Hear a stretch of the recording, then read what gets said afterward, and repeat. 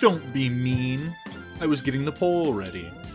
Hello, hello, hello. Welcome back to the channel. I'm Captain Quasar, and welcome back to another live stream.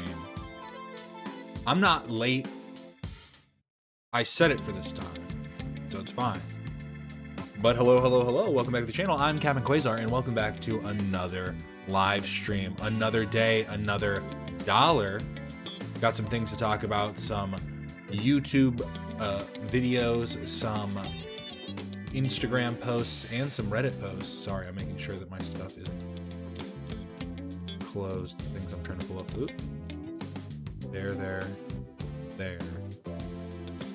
It's mostly a goofs and gaffs day, though. Nothing too serious to get into. I did want to talk a little bit about the coverage they did on Charlie Kirk. Just a little bit. But, and then we're also going to talk about the H3 release schedule, the new release schedule that they dropped. But how's everybody doing today? It's hump day, so we're getting through the week. Proud of you all. But here's the fun poll that I have ready. What is the best H3 release schedule? Is it maximum streams? Is it less streams but more topics? Is it keep the old schedule, or is it I don't care? All of those are valid. You know, everybody can have their opinions. I think where the line is drawn is when you think that your opinion supersedes the wants and needs of the crew. You know what I mean?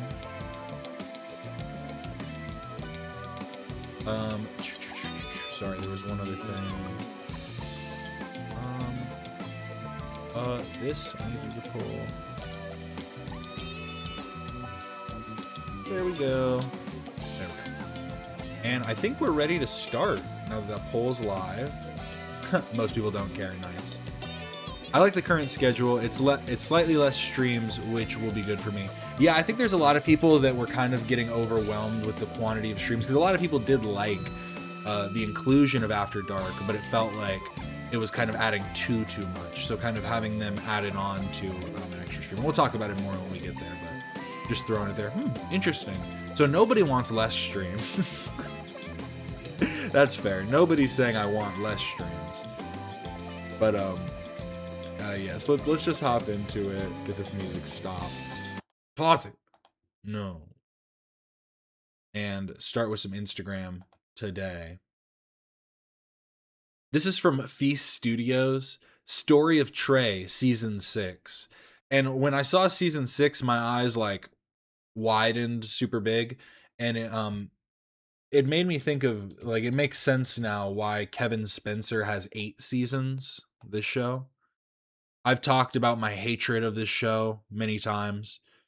It's basically, like, an attempt to make something like South Park, but Canadian.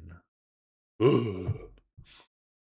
No, but really, it's just kind of a bad show. It's South Park without any of the social commentary, so it's literally just like, I'm doing bad shit because I'm a bad kid. I'm smoking cigarettes. What are you gonna do about it? I just lit this house on fire. Now what? It's free on Tubi. Go check it out. But this is a Feece Studios, Story of Trey, Season 6. Here's the theme song coming soon. How is the theme song coming soon? This took so long to make. I hope you all enjoy it.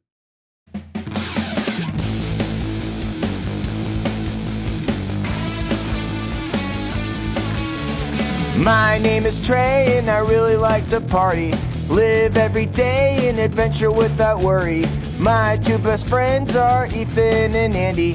Andy built a robot and Ethan is a dummy. But Robot does what we want him to. Sarah is my girl and Joe tries to act cool. Can you see me?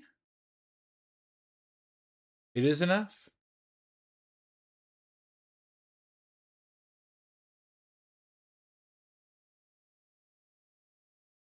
You know, it's always hard to tell if it's YouTube having an issue or if it's me having an issue with how many internet issues I've had. You know what I mean? So basically, these are my internet speeds. for anyone curious. These are very fast. Your internet connection should be able to handle multiple devices streaming HD videos, video conferencing, and gaming at the same time. I don't know what's going on, but yes.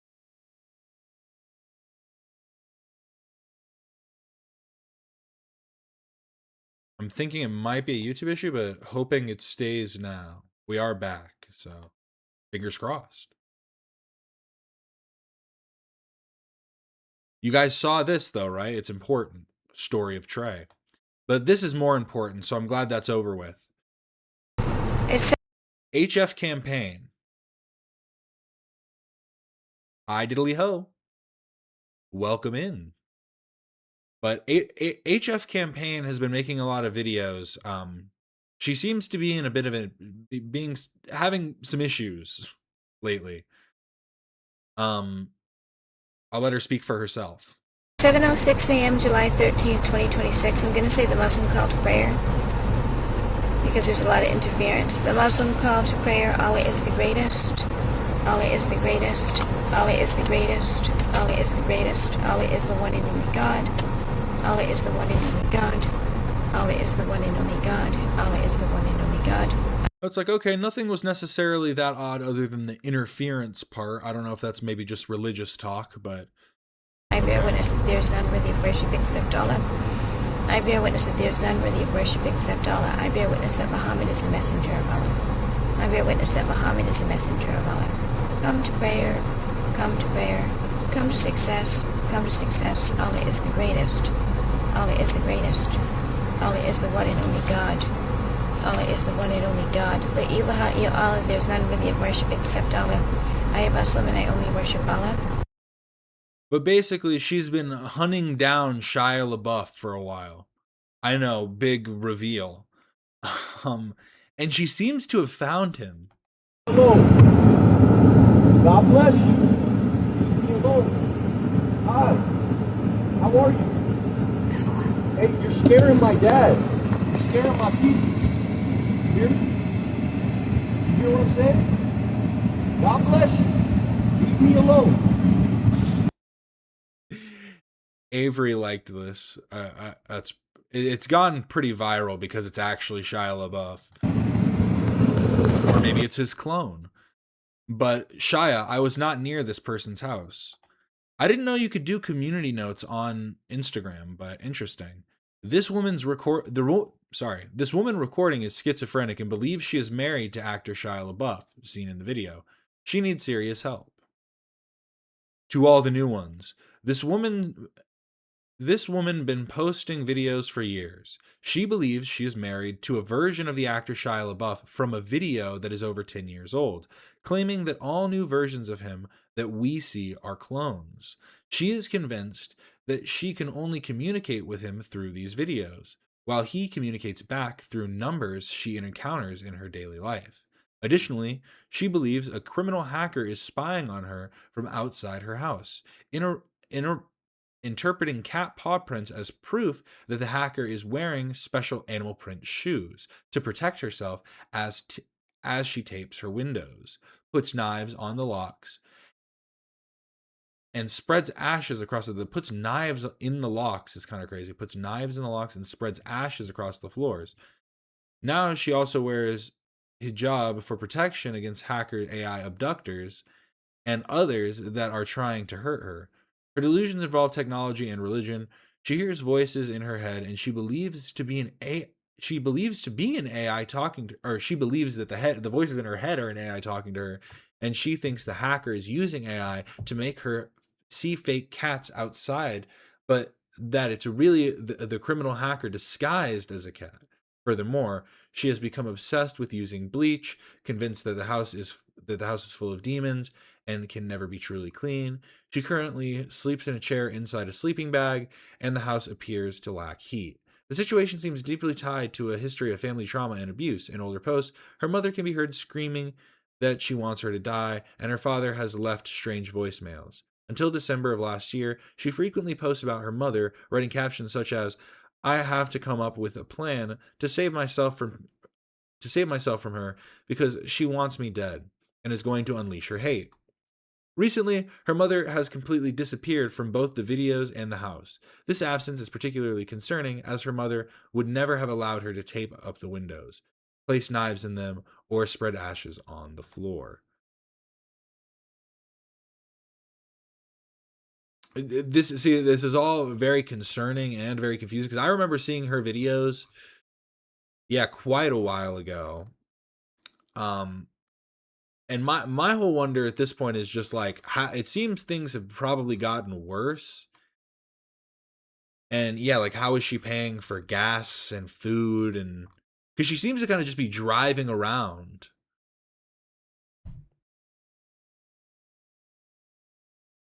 Those are pretty wild and creative ideas. Maybe she should write a book.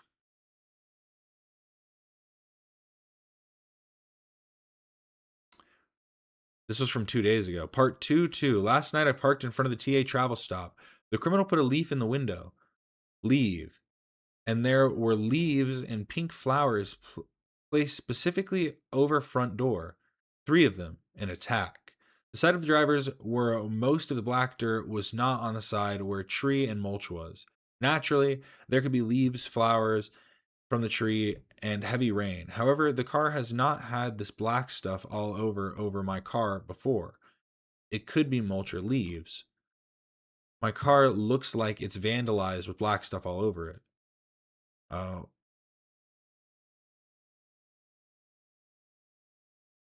I think the main reason I wanted to share this, one, because of Shia LaBeouf.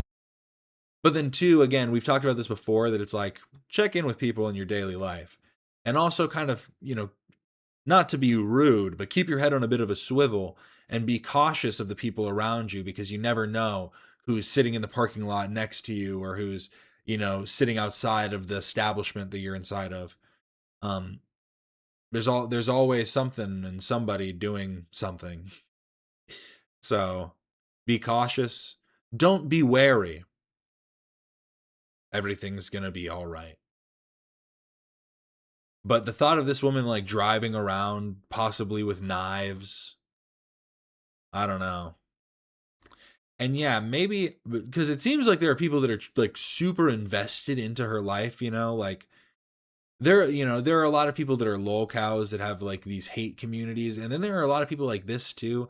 Some of them are degenerates that feed into it, that'll like comment stuff like, hey, it's me, Shia. But it does seem like there are other people that are just trying to like direct her in the right, like on the right path in some way. But at a certain point, it's like, maybe send like a, just like a check to the house. I don't know. Like, for people that are invested that deep. Have you all discussed the schedule stuff? Not yet. I have it pulled up after the Instagram posts. We're getting through it. I think next is music. Yeah, I always like pulling up just a few songs from Instagram before we end it off. And then we can actually move on to schedule stuff. This was one of the weirdest promotions I've ever seen for a song. Not that I didn't find it funny, but I was like, how is this a promotion for your song? So this has 1,000 views and 100 likes. Can't take me out nowhere. Did you enjoy your food, daddy? Yes, bitch. Stop fucking asking me. You guys got any room for dessert tonight?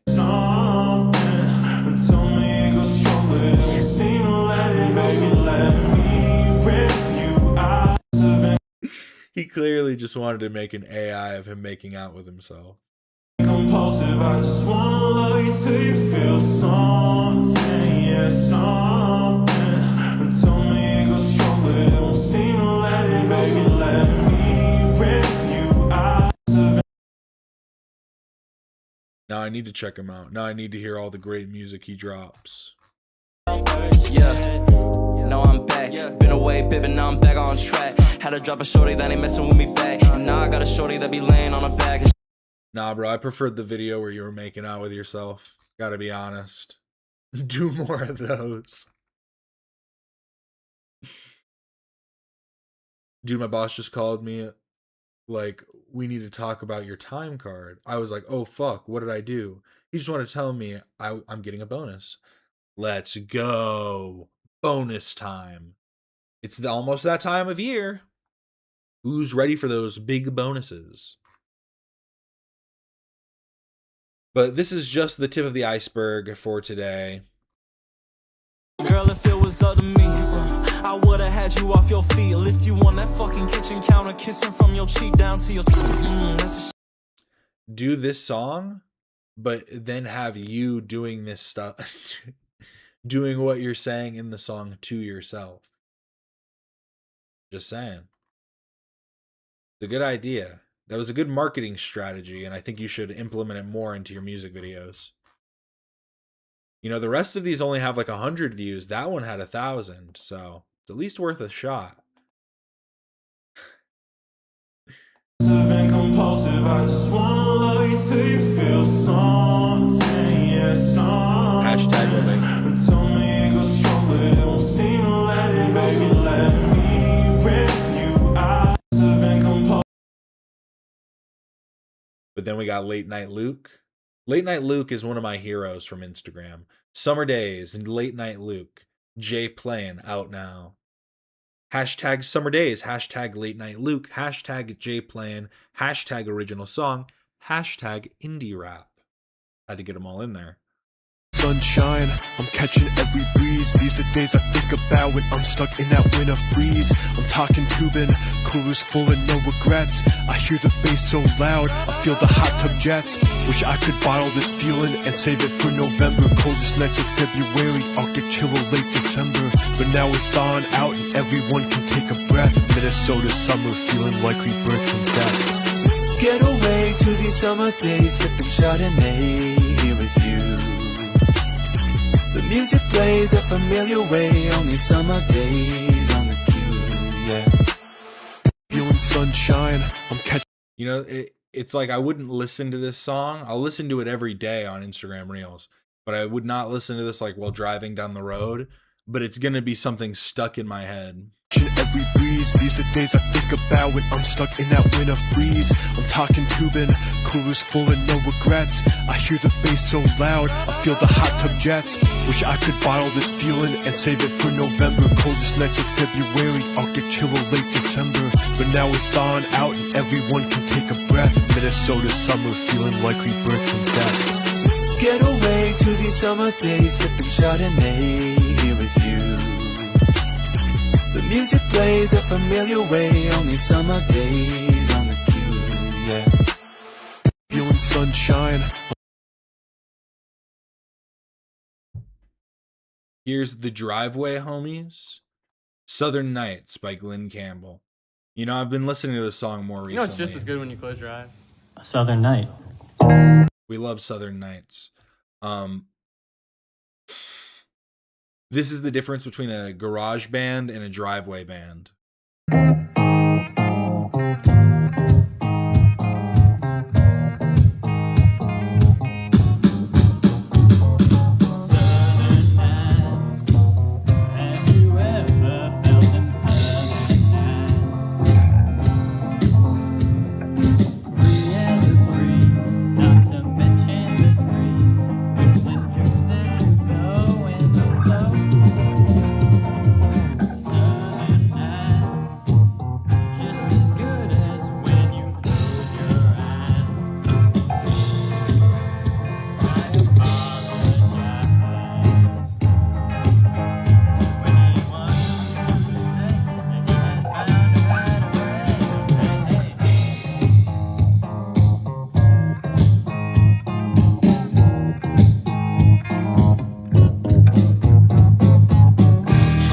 It's just as good. It's just like not it at all.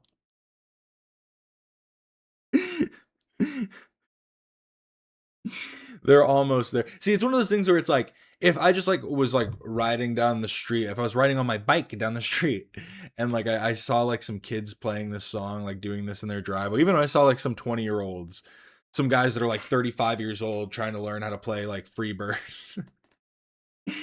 I might giggle a little bit, but I'm not gonna care. I think it's the fact that when people post this stuff online, I'm just like, I don't know, didn't you watch it back? And also there's comments sometimes where I feel like certain comments will just be like, you fucking suck. And you can kind of look past those comments as like, whatever, that person's just being mean. But then people say stuff like this, and it's like, this is too real. I don't think you guys understand the complexity of being in a band. You cannot just have 3 guitarists and one guy that thinks he knows how to play bass. You need experience and knowledge of the instruments you're playing. As a bassist myself, I find it to be a very overlooked instrument in particular. It's fine to be a beginner at something, of course, but don't jump into something when you're not ready for it.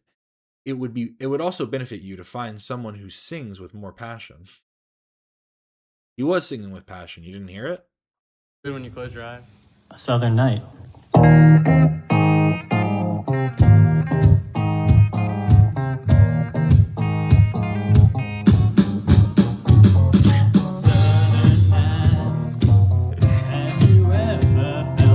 Sorry, I was just imagining. I was just imagining him being like, Southern. Okay, you guys start over. Wait, one sec. Like, what take do we think this is?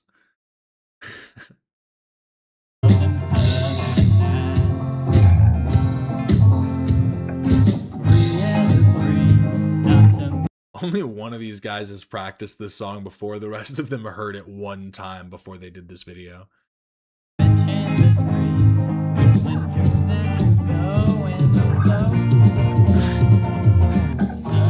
Drummer's just kind of doing whatever. But now this is Antron Songs. Hey, Anton Lipovetsky. What a name. Antron Songs. You got mold across the ceiling, and the cabinets are peeling. Broken switches, tiny sink to dump your dishes, and the kitchen's by the bathroom, and the bathroom has no vent. Aren't you glad you had to spend all of your paycheck on your rent? And now your neighbor needs a favor, 'cause to save her from eviction, you must keep alive the fiction that she doesn't have a dog. And now the tub is clogged, the knob is off, the door, the floor is cracked, the mouse is back, it sees the trap and laughs at you, but you're never gonna move.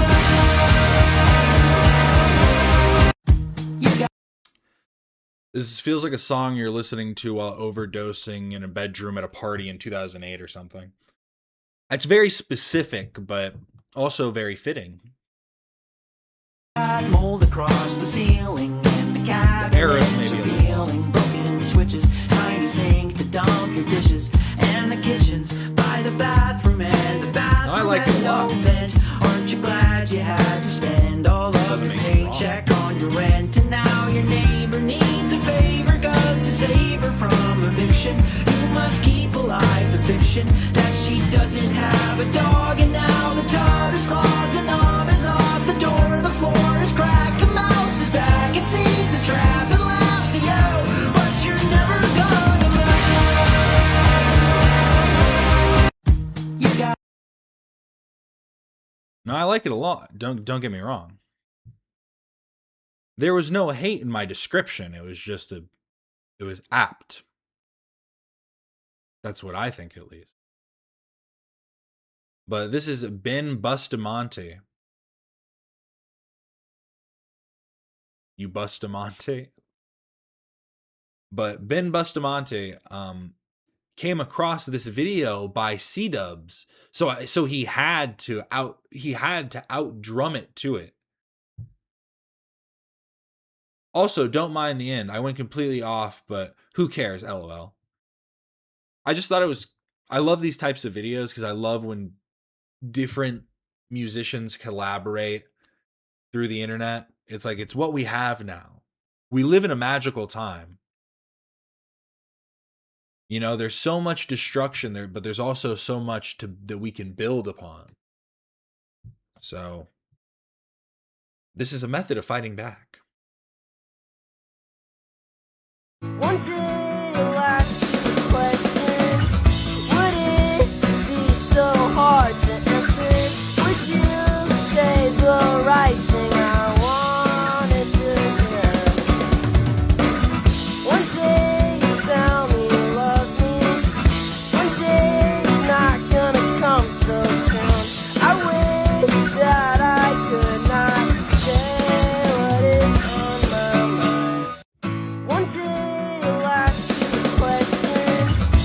You know what's funny? He just came out with the real song, and people are hating on it for some, or I guess he hasn't come out with it yet. It's you can pre-save it, but people are like, "You're just a Nirvana ripoff, bro. This shit's just fucking Nirvana, bro." One day I'll ask you a question. Would it be so hard to answer? Would you say the right thing? I wanted to hear. Drummer is carrying. See, I've said this forever. A drummer can make a band sound amazing. Like, it can make a shitty band sound great, or it like there's two ways it can happen. It can either make a shitty band sound great, or it can make a great band sound shitty. There's no in between. It either makes or breaks the band. Drums are the most important part. I had to like say it twice because I was like, I'm gonna end up just saying the same thing twice if I don't think about it hard enough. Question. Would it be so hard to answer? Would you say the right thing? I wanted to hear. I will say his punch transition was a little off. Yay, I got a subscriber. Almost a year.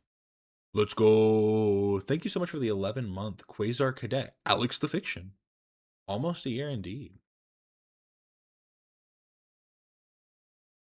1, 2, 3, okay.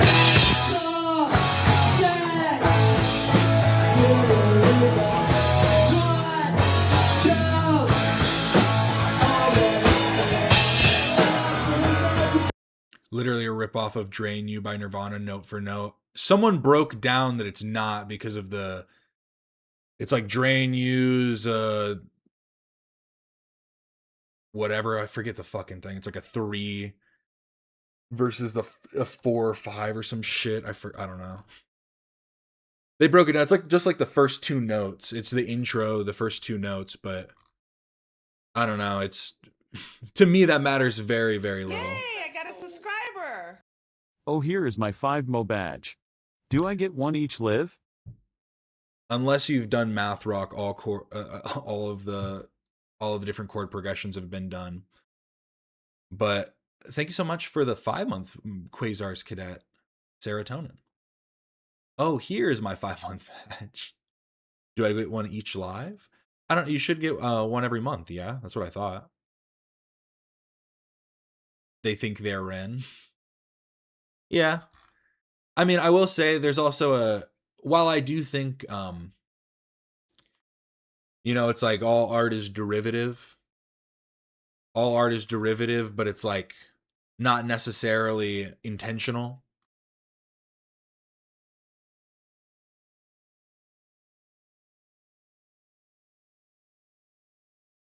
Okay.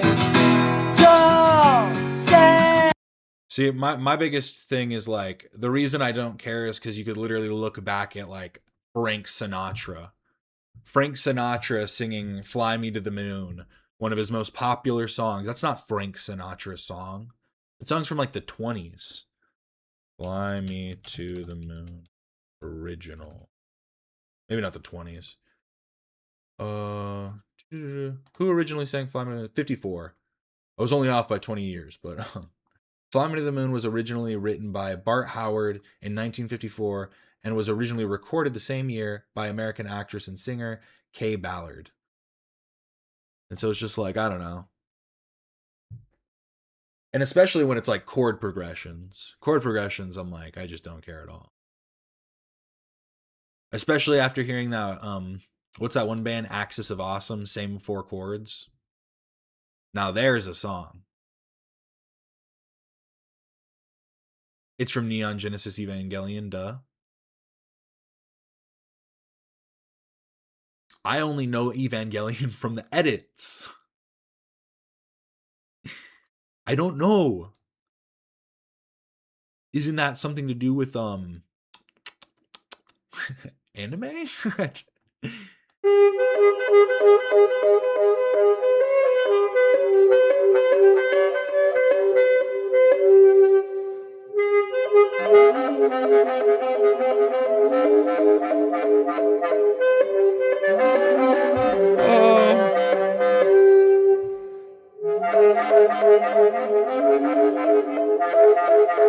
resonance.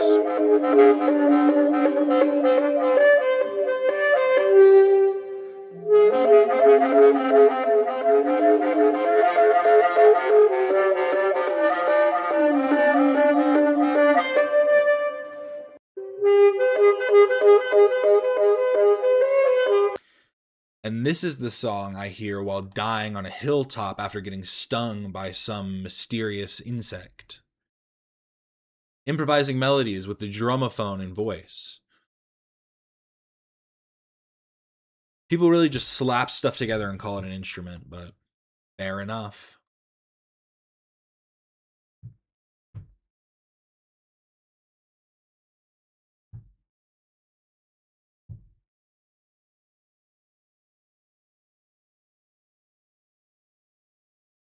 Oh, you were talking about Fly Me to the Moon. See, I was just I was honestly just confused as to what you were referencing Evangelion to, because there's like there's a slight delay. But yes.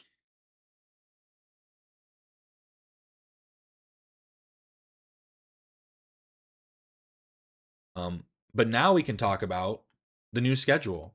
How's everybody feeling about this new schedule? Oh, I thought I had it pulled up. I'm confused. That's annoying.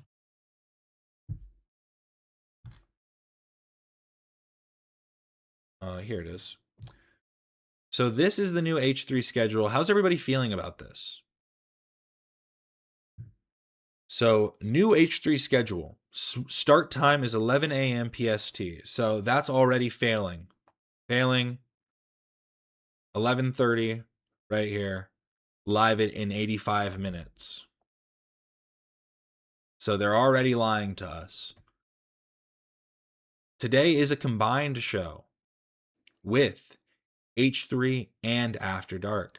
So what I'm assuming happened is maybe Kate and Harley were like, bro, we can't do 4 shows a week. 4 shows a week is too much. So they kind of like shifted things over a bit. That's at least the way it makes sense to me, because I was kind of impressed with that, because I was like, doing 4 shows a week is kind of a lot to commit to. Especially when you're meant to be like the secondary show. But I think this kind of works. So the Monday is the H3 podcast. Tuesday is After Dark, and like Kate said, I guess I could pull up the clip of her talking about it too. They're doing True Crime Tuesdays. So they're doing different true crime topics. We're going to talk about the Charlie Kirk thing they talked about yesterday in just a little bit, but want to get through some other stuff first. But they're going to do that on Tuesday. Then it's a combined show today. I am kind of interested as to how this is going to work, because I will say one thing that we want to avoid is too many chefs. Like, that is the thing we want to avoid, because I think that what ends up happening sometimes is sometimes people feel as though they're not necessarily giving enough, and then they end up giving stuff that isn't like, it sounds rude to say that it isn't valuable, but like when somebody just goes, no, I completely agree with you, when they weren't necessarily like presented a question or like kind of like asked that. And it's not that they're wrong in doing that, but I can tell that it's just coming from a place of being flustered. And I just hope that they know, like, they kind of make sure the segments are broken up a little bit better, so they know who kind of needs to discuss what and who can kind of take the backseat for, who can take the reins for different topics. Sometimes there's the thing is too much content, quality over quantity. That's kind of what I was saying in the poll. Because I think less streams but more topics is kind of like a good idea. Like, you really don't want too much, because then you stretch yourself too thin. I think that's definitely true. I've been behind for so long. New schedule gives me time to actually catch up now. Yeah, I think that's fair too. I think that's definitely going to help out, because it was too much. And then also it was like the topics were topical, like they were kind of like in time, and so being behind meant you kind of missed out on that stuff in the moment, and watching it back isn't necessarily like a waste, because it's still entertaining, but you know, you miss out on the discussion, which is what people like a lot of the time. Zoom podcasts aren't the best. Yeah, like it works for After Dark because it's just them, like they're doing it themselves. And obviously I mean, to each their own, because I guess there are a lot of podcasts that do it that are successful to some degree. But I think the main problem on some level is H3 has reached such a level of success that After Dark getting just like 100,000, 200,000, getting those lower views on the streams makes people think like, oh, it's doing so bad. When getting like 100,000 views, we'll put it into perspective like this. So recently people have been talking about this too. YMH, Your Mom's House, is down the drain. They're still going to keep up the podcast company, but Tom Segura decided to divorce Christina Pajitsky. I probably said that wrong. But honestly, of the different personalities that had grown, like, it's funny because I started out liking Christina the least and ended up liking her the most out of everybody. Because Tom just kind of became an insufferable prick. Bert is too self-centered and into himself. Like that was the same word, that was the same thing, just phrased differently. But like he isn't necessarily, he's run out of material, and it's kind of just running the same circles over and over again while jerking himself off. But like, look at their podcast views. That's the reason I pulled this up. So sorry, but the reason I pulled this up is for the podcast views. 10,000 a day ago, 100,000. Kanye Would Love Me, Two Bears, One Cave with Tom Segura and Bert Kreischer, like one of their bigger podcasts, has 100,000 views. 7 days ago, 140,000. 8 days ago, 12,000. This one has Caleb Hammer and has almost 500,000. Interesting.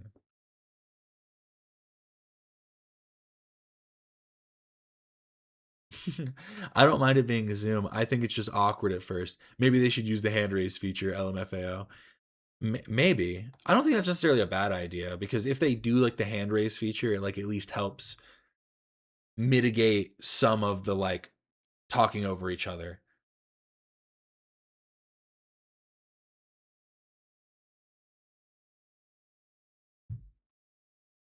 But I think this is a good example though of like, honestly, with the new studio, and it seems like the way they're kind of like trying to segment everything out like a little bit differently, I have hopes, but I'm not trying to get my hopes too high. You know what I mean? I just hope things can be done well. That's the whole idea. Because I think Kate is probably the perfect person to do the research, but she needs to understand that the level of research is now going to be held to a higher standard. Because, not gonna lie, AB, obviously he had other stuff. There's always things in the back end they're working on that we don't know about. There's always these little extra things that they're doing, and then the research that they're doing on certain topics that might not even be relevant to the topic that they're talking about in the current moment, because they're trying to preload stuff. Like, there's always multiple things going on, but there were a lot of moments where it just felt like, okay guys, like, why don't you know about this? And on Monday there was like an immediate moment when Kate like looked something up. I forget what the topic was specifically, but Kate had looked something up in the moment, or it was about casinos, Chinese casinos. And it was like, oh, why are casinos popular in China? I thought that was crazy that somehow Ethan didn't know that like the slot machine market is like huge in Asia. Like I don't, that was kind of crazy to me that he didn't know that. But Kate looked that up immediately and like gave that info. And it's like, yes, that's relevant to the topic. Just doing that little bit of research really quick does help the show, I feel like, a bit. Yeah, AB is a creative. He needs to be creating.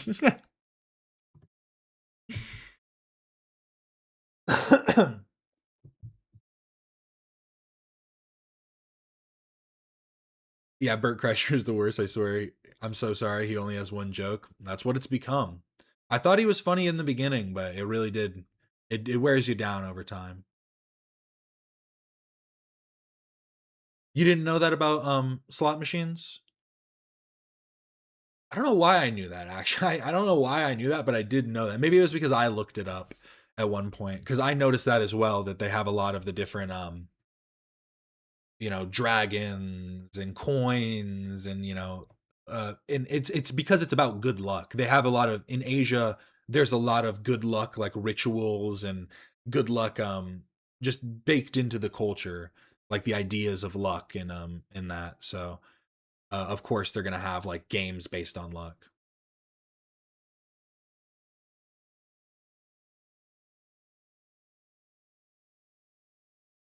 I think having Kate do the fact checking, especially at times in a war zone, would benefit Ethan for sure, for sure. And just even if she's not like let's say she's burnt out or something and just wants to do focus on their episode, just even having her in the call, just in the background, like not necessarily on screen, not talking, but able to do that research and like send things through the Discord. It helps a lot. Um, but yeah, so I'm liking the way this looks right now, and we'll see how it goes. And I do think that the one thing that this does help with is anytime that there is like a show missing, except for Monday, they should be able to kind of do a filler with After Dark to kind of just fill in the moment.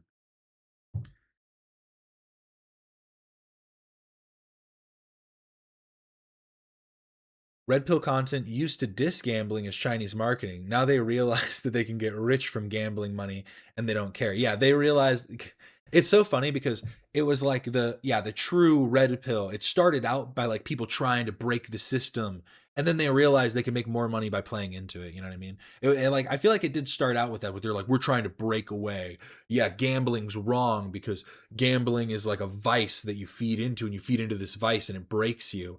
But then they realize it's like, wait, but if I make money off of others' vices, then I'm the what am I losing?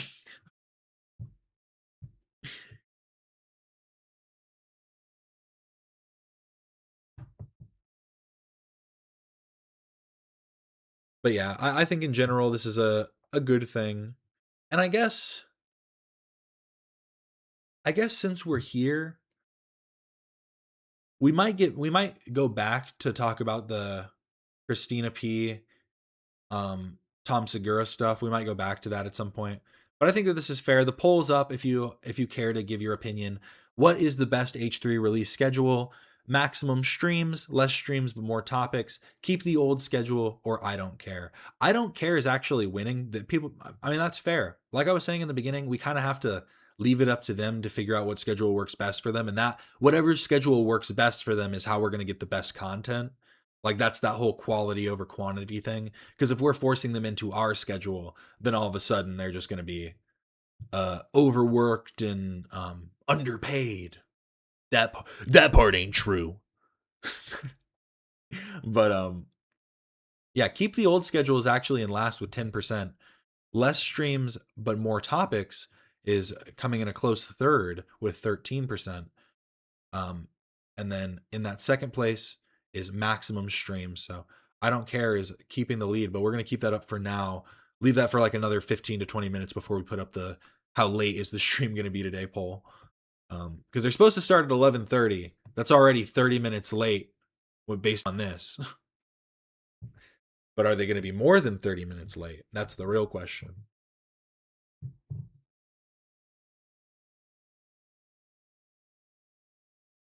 I don't care as in they could basically do any schedule and I'd still watch unless they drastically change the content itself. I'd be to be totally different. Yeah, and I think that's the thing is the content's still obviously going to be the same, and it seems like all they're trying to do is implement more segments and make it feel more like a show and not just a podcast, which is fair and probably a smart way to handle things. Got to keep scaling up. But now speaking of Kate's research, I'm sorry to say, but I am like a bit of a Charlie Kirk historian. Sadly enough, I made a video about Charlie Kirk and his opinions, his views on different, talks on race, talks on religion, debates on all of these things. And there were a few things that I wanted to say that I found. Well, one thing that was just wrong, and then another thing that I was just kind of like iffy about. So, firstly, I don't know if this is just a misspeak, because I understand the sentiment on some level, but I'll explain my opinion on it in just a second. Captain is I'm a Kirkologist, you know that. Brain forever, unfortunately. Right. Like there were like 3,000 people there, but millions immediately saw it happen.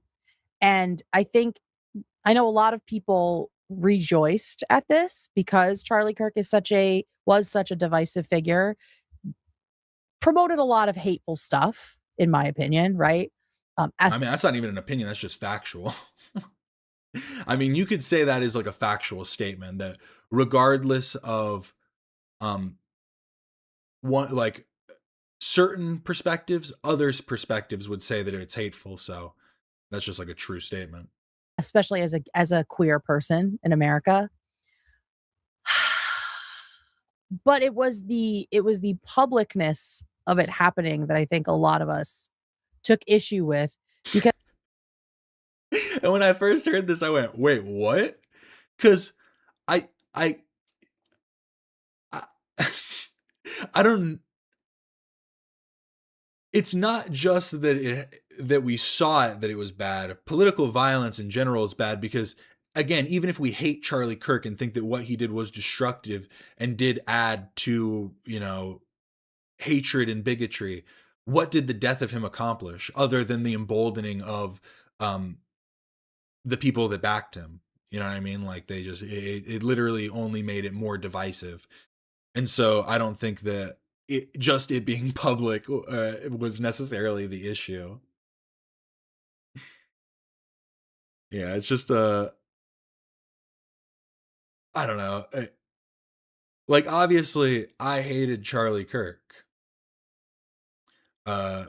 Hate's a strong word, but I hated everything he stood for. But at the end of the day, I also knew that Charlie Kirk was just a pawn for people like Bill Montgomery, who literally scooped him up when he was like 18 years old, fresh out of school, and was like, "Hey, buddy, let's turn you into this fucking political pundit," basically.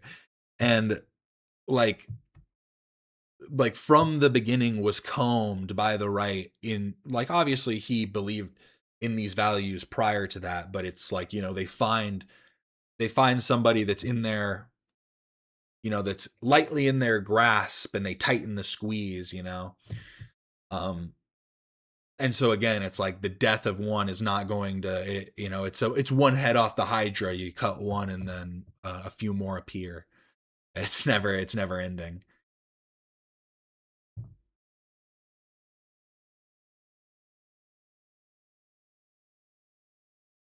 When Graham said Snark put a TF hat on the shooter, I was shocked. I didn't know that either. I hadn't seen that, and that's crazy. That's actually wild. Because trying to just push narratives like that in general is stupid. I mean, they could have. Here's the thing: they could have done that already, because there was the one. I'm gonna get the name. I want to make sure I say it right.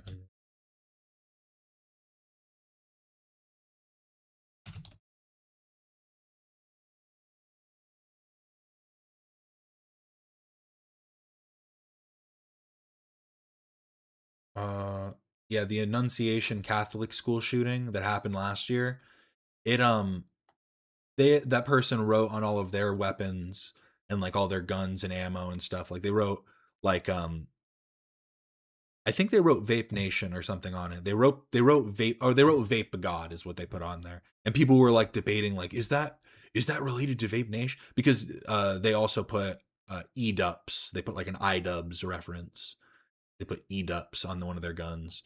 And so it's like, I don't think any of that, it's like that those aren't the things that would be like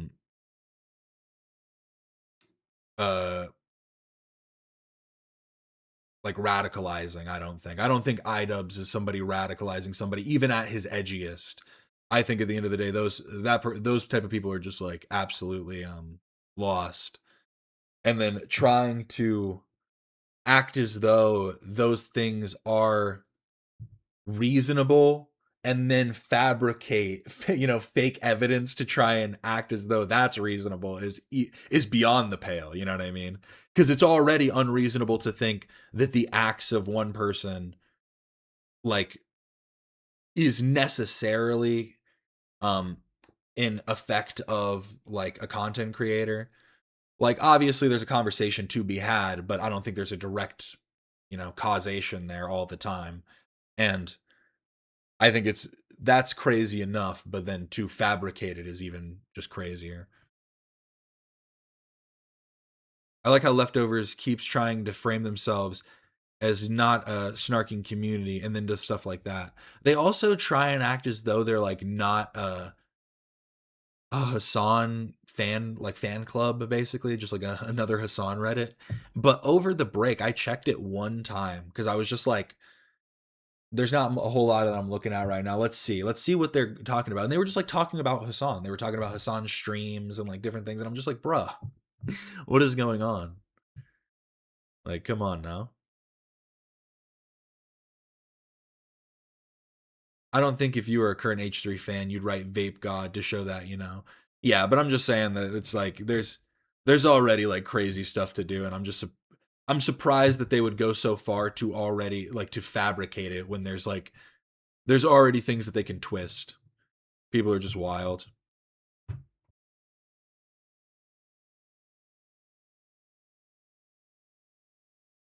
But that was the only like opinion-based thing, is I just felt like, I don't know, it wasn't wrong because I saw it. It was wrong because it happened.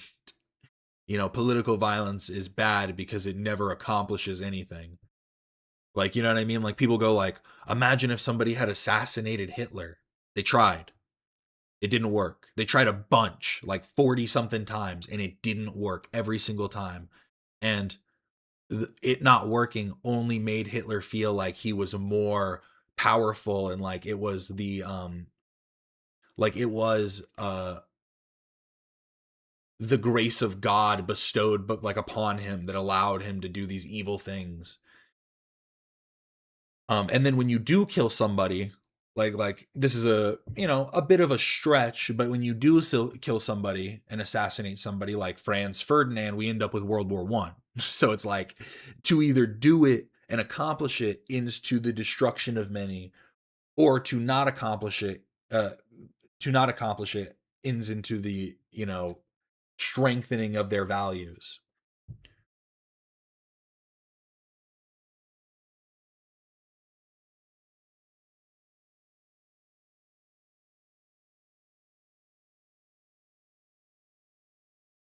Yeah, and like Kate pointed out, it only made things worse for the queer community. Yeah, so it's like, I don't think that's what she meant, but I was just like the way it was phrased in the moment, because she was talking about other people's perspectives on it and like the way people were so like uplifting about it.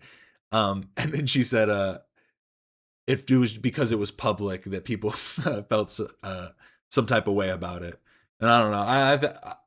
I didn't like Charlie Kirk, but I would have liked to have told that to his face. You know what I mean? I wouldn't have liked to, have to say that at his grave now. Seems a little too far. And I think that, I don't know. I think that a lot of the people that are the ones saying, and this isn't me referencing Kate, but I'm saying the people that were like celebrating it, like she's talking about, like the people that were like, oh yeah, it's so good, we need to get more of them. Oh yeah, this and that. It's like, again, look at like Luigi. Well, what did it accomplish? What did it actually do? It's cathartic. It makes you feel good in the moment to be like, yeah, we're doing something, revolution. But unless you're actually then moving in the next steps of a revolution, like that's not, it's just, it sounds despicable, but it's tit for tat at that point. You do terrible policies, we kill somebody. Then you put somebody and fill their shoes, and then we repeat the cycle. And so yeah, it's just it's sad. But then also the one thing that's factually wrong that she said was that Charlie Kirk didn't speak about Israel, and it was just from texts that leaked about him, like that he was going to speak out about Israel. And Charlie Kirk had spoken out about Israel prior to even, like, way prior to his death. This was back in 2023. They're going to try to ethnically cleanse Gaza. Yep. I mean, that's, and I don't use that term lightly, okay? They're talking about basically removing 2.5 million people from there, okay? And honestly, they have a mandate to go seek justice and revenge. They do. This idea that they need to have a truce or a peace treaty, that's morally crap after you see women and children be burned alive and dragged to the streets. But there are some serious questions here, Patrick. And let me tell you, my pattern. Charlie Kirk was, that's the thing, is low key, Israel is probably one of the only topics that he held a kind of nuanced opinion about. Like, everything else was very black and white, but for some reason he had a pretty nuanced opinion about Israel. And I think it probably stems from the fact that a lot of, it's like the right for so long just like supported Israel without a thought. And then he did a little bit more critical thinking in terms of his perspectives of like America first and like other things like that, which then it's like, you know what I mean? It's like the value shift in some way. Pattern recognition over the last 5 years has become pretty sharp. COVID, Maui fires. But this was one statement. And then the other one he gave, and this is the big one that is the reason people are pushing the whole Israel narrative, is this was literally released one day before he died. So one day before he was assassinated, he said this. But Bibi said, quote, I didn't like how he said this, I'll be honest. You can't be MAGA if you're anti-Israel. I don't like it for a couple reasons. How did you analyze that statement from Bibi? I mean, and I think that there is the ungenerous way of interpreting that and then the generous way of interpreting that. So the ungenerous way is to suggest that you have to hold a particular position on every Israeli governmental activity in order to be MAGA, which, of course, is not true. I mean, you can disagree from the right or from the left with Bibi's policies, and you can still be plenty MAGA. I think the idea that Bibi is putting out there is that if you are taking Hamas's side against Israel in a conflict, it is very difficult to align that with the stated positions of the Trump administration. He wasn't really nuanced in Israel. I'm telling you, I watched a lot of Charlie Kirk to do that video, and from everything I saw, he debated about,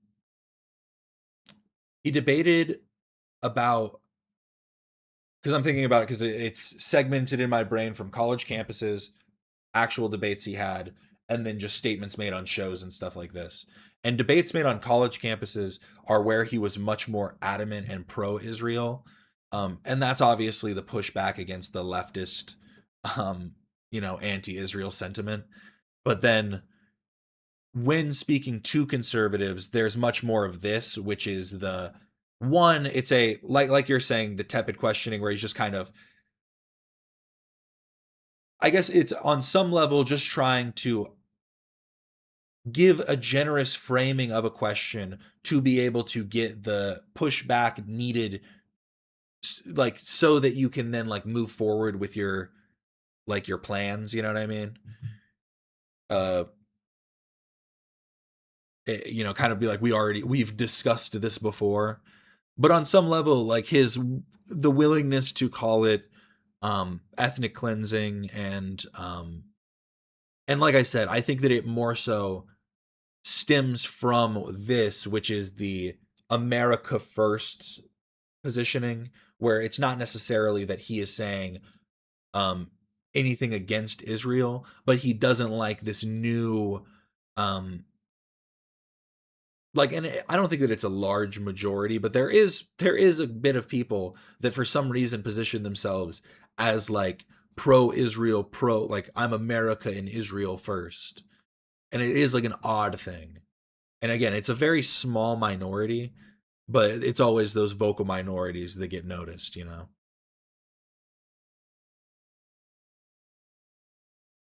It's like people forget about all the crazy things he said about Israel and Middle Eastern countries.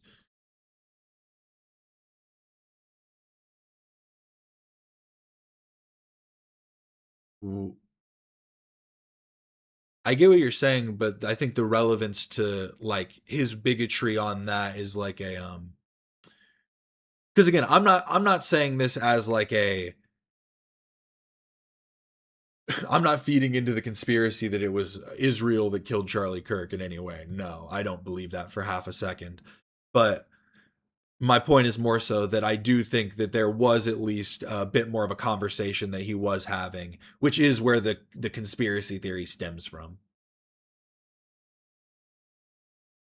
But like, again, the reasons to have somebody like Ben Shapiro on is because you can have this light pushback from Charlie Kirk that is then able to be snuffed out pretty easily by somebody who knows the talking points like Ben Shapiro. But now out of that and back into some goofs. The reactions my parents give when I tell them some videos are fake. So this is from r/mildly infuriating. And you know, it's sad how upset people get when you tell them videos are AI. And I think at the end of the day, it's people need to realize we're all dumb. I'm stupid. I'm a stupid person. I hate it. I hate that I'm stupid. I really do. And I know you all hate that you're stupid too. But it's like we need to remember that we're just a little stupid, and that's fine. That's okay to be stupid. Sometimes we just don't know. And when you're corrected, you got to just accept it. And so this person got a video from their parents and said, "You can't keep sending me AI videos, especially of my second favorite animal." So I guess they just sent them an AI animal video. "I can't see how that's AI. You can't see the fuzz all around? The ground weirdly shifts and the shadows are off? I won't send you any more videos." I'm not telling you to not send me videos. Stop saying that. I just want you to be more careful. Look at the account and comments if it's sus. So then this is apparently a bird taking someone's wig away. AI, you can see her hair get bigger as the bird steals it. You really couldn't tell? And this just cracked me up. I couldn't. I'm old and feeble. You couldn't tell this was AI? I'm feeble. Please. Stop harassing me. I'm just trying to send you funny videos. Look at our cute cat background. I know this is AI, but it's so cute. And then just sending thumbs down. But look, it's a dog working at Taco Bell. Look how cute it is. I love my parents more than anything, but I just hate how they react to AI. They're usually very diligent, and these pics were gathered over a period of time. But these are the ones that I can remember and still bug me. Mom also uses chatbots for diet stuff. 2026, y'all. The future is here, and it is blah.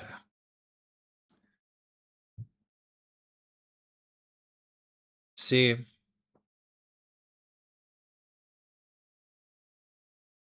it's just so hard. See, AI is just getting too good too. Sometimes I'm watching a video and I don't realize until like the very end that it's AI. Sometimes I click away too fast and I go to the comments too quickly and I don't realize until I see a comment saying that the video's AI. Every once in a while my AC like turns off, you know, because it like hits the temperature it's supposed to. Goes through a cycle, whatever. And it scares me. I'm afraid that the power is like the AC just broke. But I think we're fine. What do we think of this tattoo? My coworker got matching 6'7" tattoos with her boyfriend. Hey, check out my tattoo. Hey, 6'7", 6'7", 6'7". You need to break their thumbs. Someone does that to you? Someone shows you that?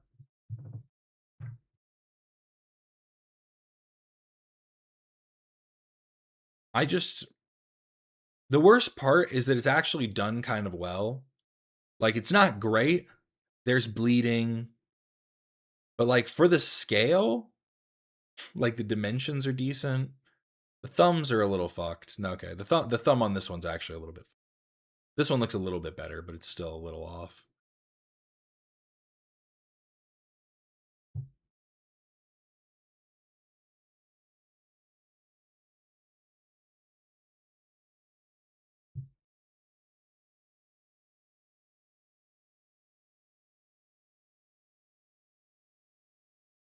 Also, why?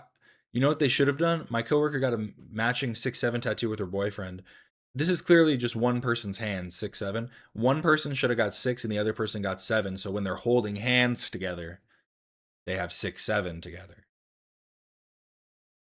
Now that's love. Now that would be love. Do you just chop your your hands off at this point? It's too low on the wrist. You have to chop here. It's like the finger mustache tattoos. You're so right. You know what? Honestly, though, I don't think this will have a resurgence. I think you could show a finger mustache tattoo, and nowadays it's at least kind of like someone would be like, what? Like they'd giggle at it. They'd be like, really? You got one of those back in the day, huh? Nice. That looks new. But like this is always going to be bad. Like it's not even funny now. Like the mustache tattoo at the time when it was popular, at least like there was like a culture around it where certain people would be like, "Oh my God, you're so quirky." I might 5150 somebody for this. They must really love that meme. You know, it means something to me. It doesn't just mean something to me. It means something to our relationship, you know? Our relationship means 6'7". Maybe they started dating on 6'7". You never know.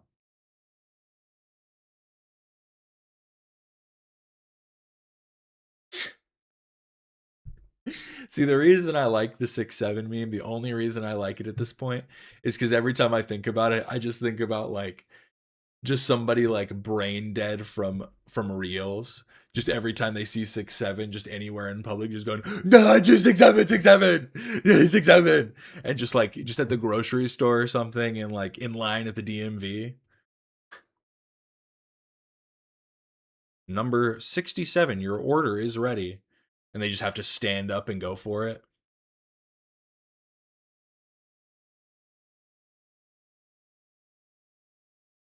You got nothing on my waz up tattoo?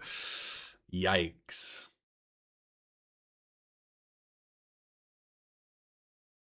I don't know why this is on live stream fail. Not necessarily a fail, and definitely not from a live stream. Stock YouTuber allegedly stabbed by viewer who lost money taking his investment advice. You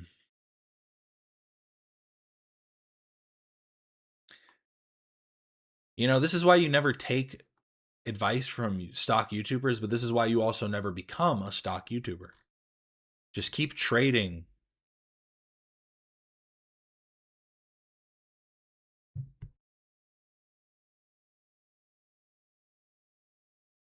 A South Korean stock YouTuber was allegedly stabbed by a viewer who lost money for following his investment advice.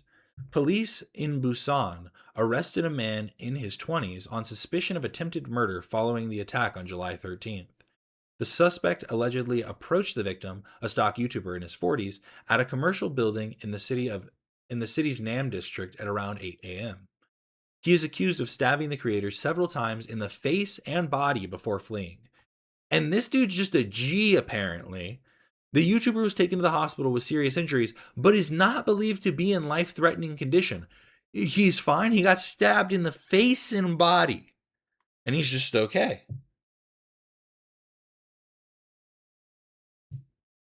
You know, let's see his channel real quick. Let's see if there's any updates.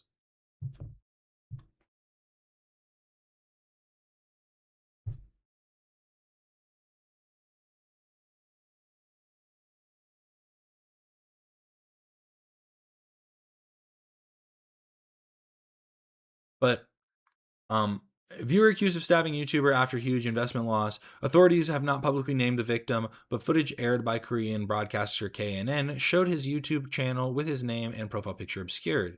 The visible subscriber count, video total, channel description, and thumbnail match Winners TV, a Korean investment channel with around 93,000 subscribers and approximately 8,000 uploads. The channel promotes daily live streams. Oh, so that's why it was on live stream fails, because he's a live streamer.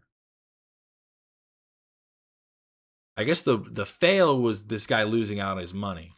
The stabbing wasn't, getting stabbed isn't a fail. just being really, really unlucky. Because, like, what are the odds? Did the guy track him down, or did he just, like, run into him? Yeah, Ethan needs to be careful with his financial advice. Like, there's already enough people out for him. He doesn't need somebody to, like, lose all their money in the S&P 500. You never know.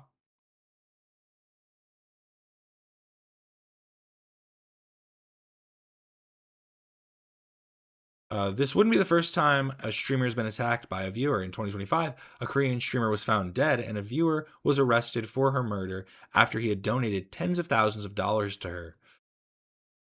What's going on in Korea? Like, I know they got some issues, but yikes.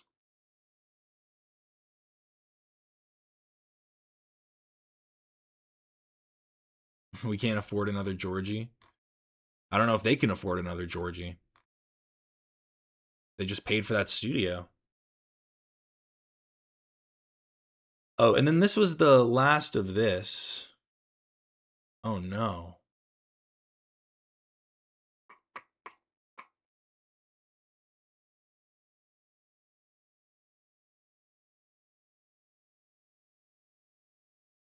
I guess I'll do that then. Sorry. But AB is not leaving. So I guess I'll clarify because I see speculating. I'm not leaving. I'm super excited about this new setup, and it's something I didn't think was possible before Kate. Moving forward, she'll be in charge of the show doc. This frees me up to produce more of the segments and content I love making most, like Content Court, Man on the Street segments, BTS, etc. I promise you guys are going to be happy with the changes. Kate is going to kill it. Peace and love. And this was after Kate said, okay, one last thing on the new schedule, since I don't think people have the full context. I'm now in charge of the project managing the main show doc, as well as After Dark. Huge shoes to fill, taking over from AB. Honestly, I think this is also a good position because Kate's a writer, right? Like Kate's literally a writer. So I imagine her syntax is going to be better. Just her formatting, I feel like, is probably going to be nice. Because I feel like often Ethan's like, what's going on? And so hopefully they can kind of figure out a way to make that easy. But this is an honor I don't take lightly. I'm excited for the responsibility and a chance to use my Virgo rising powers for the good of both shows. Have faith. No lives are on the line. Many goofs and gaffs ahead. XOXO Guam.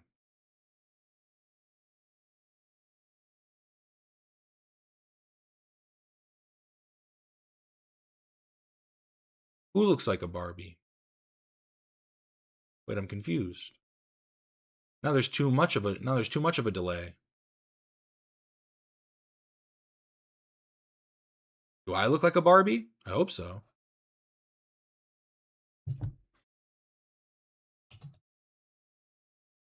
Can I look like the Barbie dog that poops?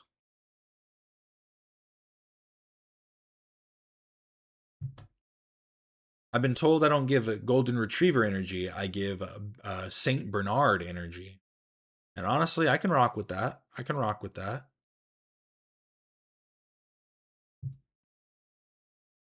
I did not think for 1 second he was leaving. It puzzles me that anyone thought he did. Yeah, I don't know. That's interesting.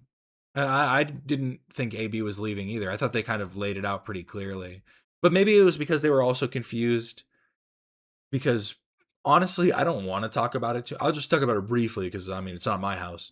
But it seems that AB has a second house in Michigan. I think he's talked about it before. And I think they bought it kind of recently. And that's why they were talking about all the repairs and stuff they were having done. And so I think they have this house in Michigan, the second house, just their actual house as opposed to their apartment in LA. But I think they have that so that when they go back to Michigan, they have like a place. And maybe that's like their final place they're planning on like settling when all is said and done. But maybe people were kind of like confusing that, where they were thinking that maybe that was part of it. But maybe I'm confused. I think that's what was happening. Because he was saying when they were back in Michigan, that's where all like the flooding and stuff was happening. I presume. Like, do people not have moving roles in your workplace? Yeah, that's kind of an interesting thing too. Yeah, like, I don't know. I think it's the parasocial coming out of some people, you know? Some people just want to be like keyed in too much. They're like, no, you don't understand. AB is my friend. Oh. The dark side of YouTube biohacking. H3 show number 285. Rest in peace.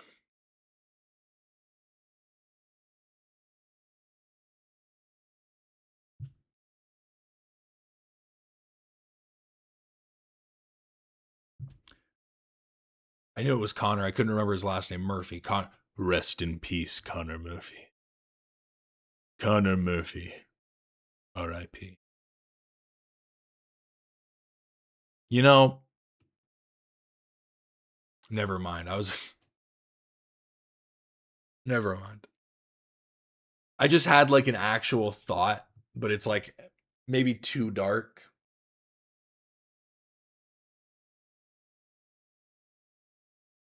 So we're going to move on instead.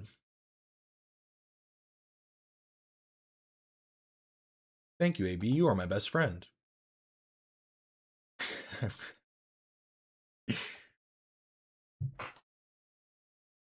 Ooh.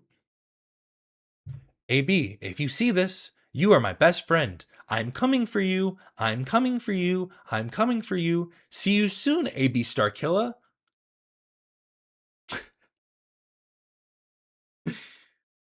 Make him scared out of his wits. He won't know what's coming. One thing I remember about Connor was the semen smoothie. That's interesting. Was he trying to like cycle it through, make it more potent? Was he trying to make it more potent or less potent? I thought Connor was cool. There were certain things, for sure. When he was shirtless on Taco Bell, no, that was something. But now we can talk about this. Go back to this, because I talked about it briefly. But Tom Segura divorces his wife, Christina P. From Too Lazy to Try. Like I said, I kind of saw this coming. I'm surprised it took this long. I saw the news. I think they posted it on the subreddit, and that's how I saw it. But then I was seeing other people like Too Lazy to Try posted a video. I saw a few other people posted some videos talking about it. It's big news, even though their channel, I'm so surprised, has fallen off so hard. Like, seeing that was honestly insane.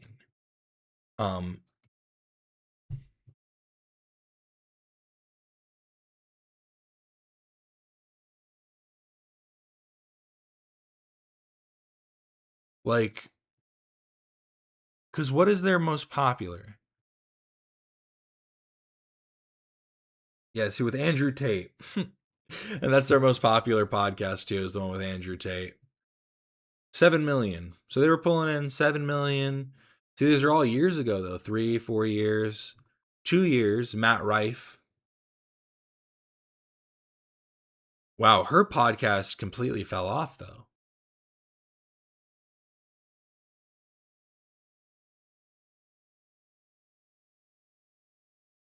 Wow.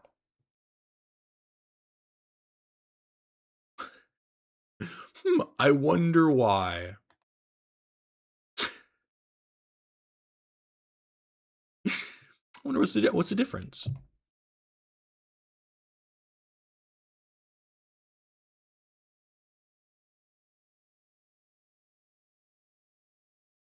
Does anyone else think Too Lazy to Try and Diesel Patches are the same person? I don't even know who Diesel Patches is, so yes. Here, let me see.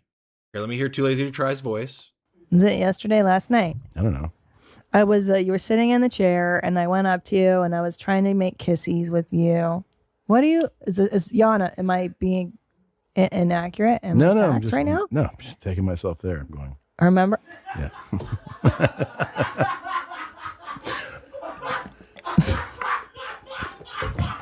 Unreal. If Christina died, what would your move be? What would my move be? Like, do you what mean? would you do? Enjoy my life. I don't know. Like, See, you got to be quicker on the draw. My first thought was when she, because like if you're gonna do like an "I hate my wife" joke, the line there is, "What's your next move if Christina dies?" My next move on, boom, on the ball.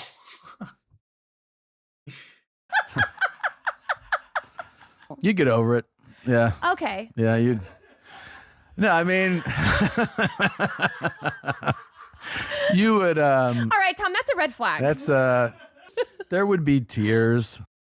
See, I think here's the thing. Tom Segura used to have like a bit of humanity to him. Then he got rich. He started feeding too much into his own jokes about the pores and about like just being these different characters and yada yada. And it became too real to him. I think he needs to overdose on GHB again. I'm just going to say, I'm going to be honest. I think that might be what needs to happen. It'll be an awakening for him this time. But, you know, you got 2 kids. You gotta move forward. The show must go on. We're not going to skip a podcast that week. You know, we're going to fucking, Right. we're going to do our stuff. We got things to do. All right, so we have Tom Segura and his wife, Christina P., getting divorced after 18 years. I know, shocking news. Who could have seen that coming? I mean, I'm honestly surprised it took this long. Honestly, I have to say, I just really love this, like, okay, I like don't even want to pull up this clip. What the fuck is this? I was going to pull up this Diesel Patches So a video YouTube- to see, hear the side-by-side voices. They sound similar. YouTuber named Alex Myers, who's known for reviewing a variety. Nah, they're different. It's the monotonous voice. Because I thought the same thing when I first heard Point and Shoot. Fuck, I didn't mean to do that. I hate the Ask YouTube thing. Ask YouTube is terrible. Point and Shoot gives me the same kind of energy a little bit. He makes more jokes, but all he talks about is No Jumper, which has also fallen off. Okay, so for this video, I want to talk about swamp stories for a number of reasons because, I mean, the guy is a See, his is just a little bit higher. He's got a little bit of a higher voice. It's all just this monotonous tone that they bring into it. Diesel Patches is definitely closer, though. I think in a video like 2 or 3 years ago, I said it's just different mic settings like Hassan. These two wouldn't last much longer because you could tell Tom was so over his marriage and was just trying to do his own thing. Like once he became really successful, famous, and lost weight, he kept making it obvious he was fantasizing about being single and was getting sick of doing a podcast with Christina. I don't think they've done an episode together in like 3 months. So the writing was definitely on the wall, and Christina put up with a lot. You know, between Tom's meltdowns, him crashing out on the pores, him being annoyed with her all the time, him doing podcasts with corn stars and trying to start an OF business. I mean, Tom didn't seem to give a fuck what his wife thought. Like, he'd always kind of make jokes about how he's over her, but I don't know how much of those were really jokes. So I think once he became really famous and started making a lot of money, that was it. I think he was definitely looking to get out of that relationship. So apparently it was an amicable split, and they're going to continue trying to do the podcast network together. I mean, honestly, what's even the point? Just let it burn now. You guys are probably sitting on a mountain of cash. Maybe try and do like some, I don't even know, maybe try and do like one last stand-up special. I don't know. I feel like I'm being rude at this point, but their numbers are like they're posting super consistently, and this I think is also an issue. When you're posting every episode basically twice, you post every episode basically twice, but with like you do one for members and one without one. So the one with members has no ads. It's like this is just flooding the feed, and I think that people aren't clicking on them, and so it's like even if they are if they are members, they're probably not clicking on them, and then not clicking on both, and then that pushes it down in the algorithm.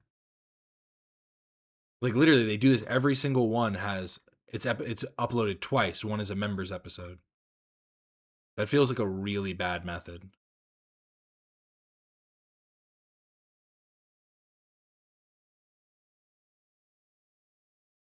But I don't know how that's going to the chemistry is going to be lost. Well, that's an interesting part too, because they're saying the podcast network.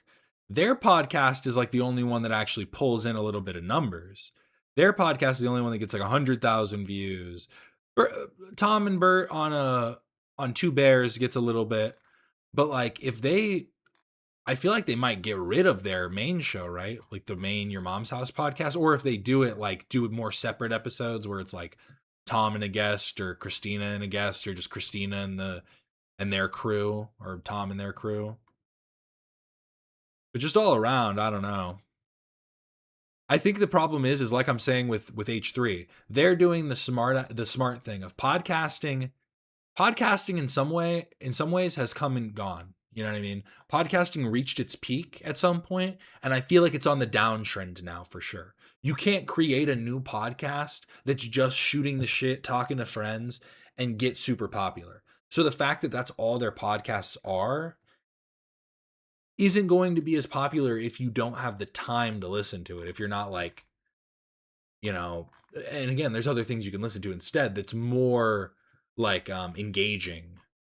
And I feel like that's what they're trying to do more with the H3 podcast, is they're trying to add more elements to it, which makes sense. Yeah, they're cannibalizing their own content, literally. They do spoilers of all the good jokes at the top of the show, so they don't even watch the episode. Yeah, that's all you got to do. Just go check out the beginning of each show, and then you just skip. You go, okay, next one, done. Ago. I mean, Tom's been checked out of that and his relationship for a while now. And based on how he's been acting, I think he's definitely having a midlife crisis.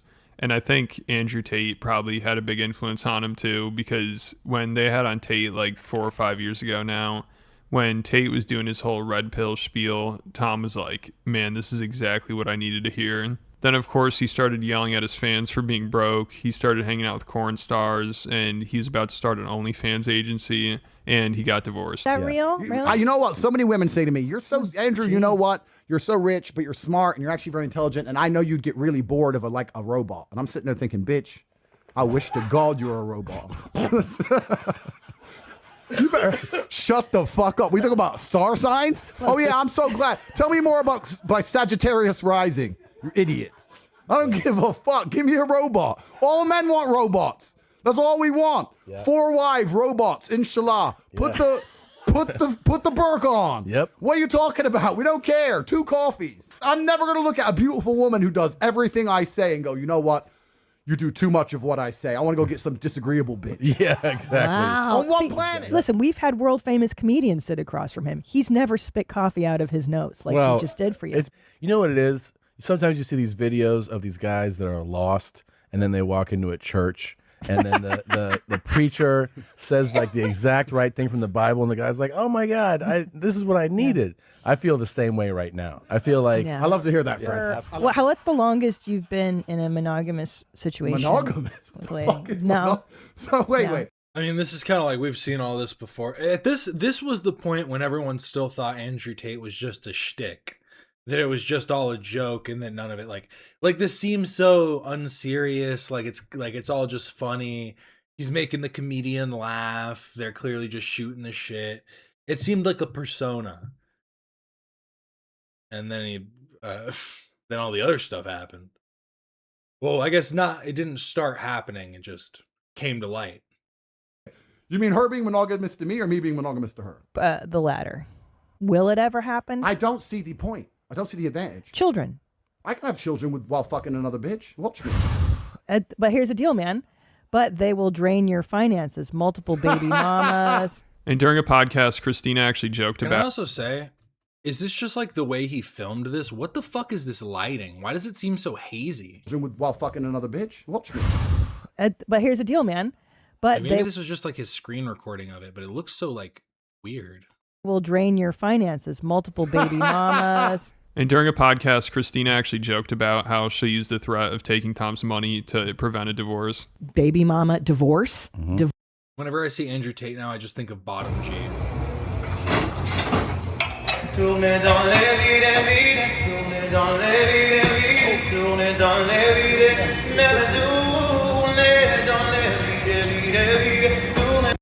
What kind of car you want? Shut up, King Batch. What kind of car you want to drive? King Batch, I don't. Oh, is this a King Batch video? What kind of car you want to drive? Bugatti. And what you want to do in life? I want to smoke cigars on a yacht with 100 women that can't look me Never mind, King Batch. Keep going, please. in the eye. And I got just the guy to help us do that. All right.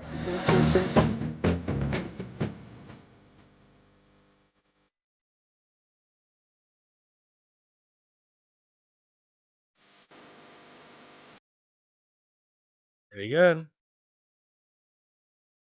Divorce is the first Bottom G is my favorite. one. Yeah. Men get clean out. So you and I cannot split. If you want to keep your money, bro.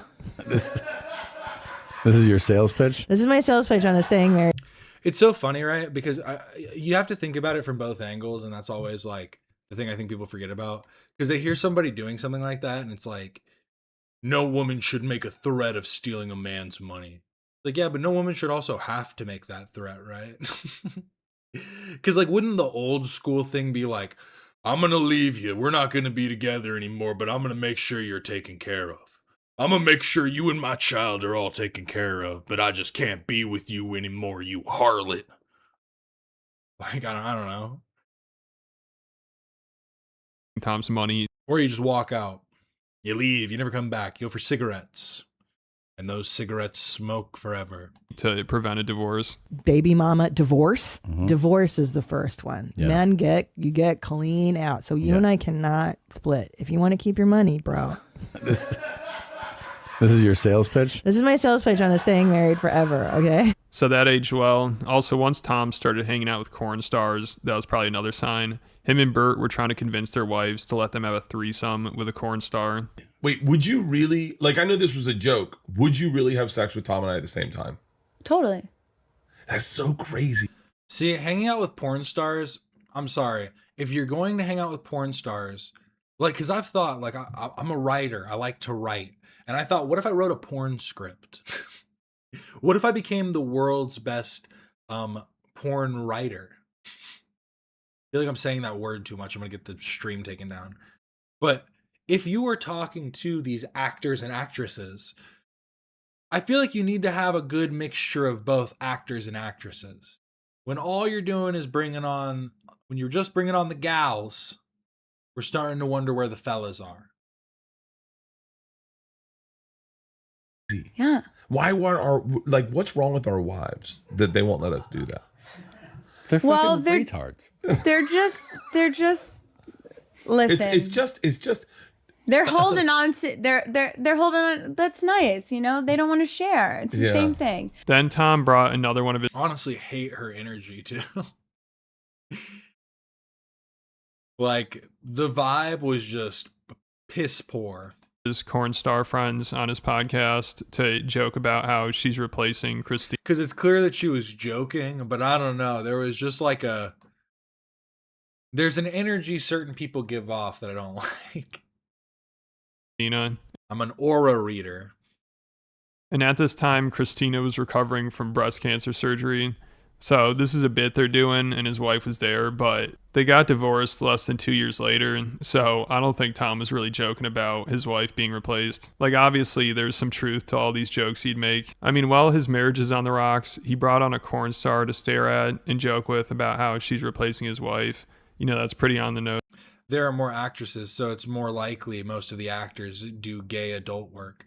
But then even so, that would mean that talking to the male actors in both regard, who cares? Who cares if they're doing gay porn? That just shows that your interest lies outside of the art form. You're a freak. You're a pervert.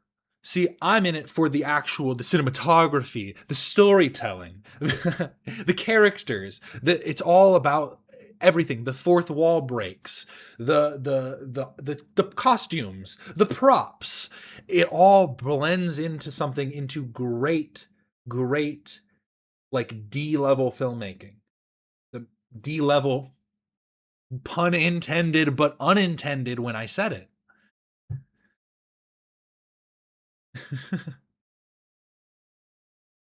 Yeah, they got to shake it up. Shake that dick. We certainly send her our warmest wishes. Hope that she's doing well. And, You just kind of. Yo, why'd you call me a freak? Sorry, I got a little worked up.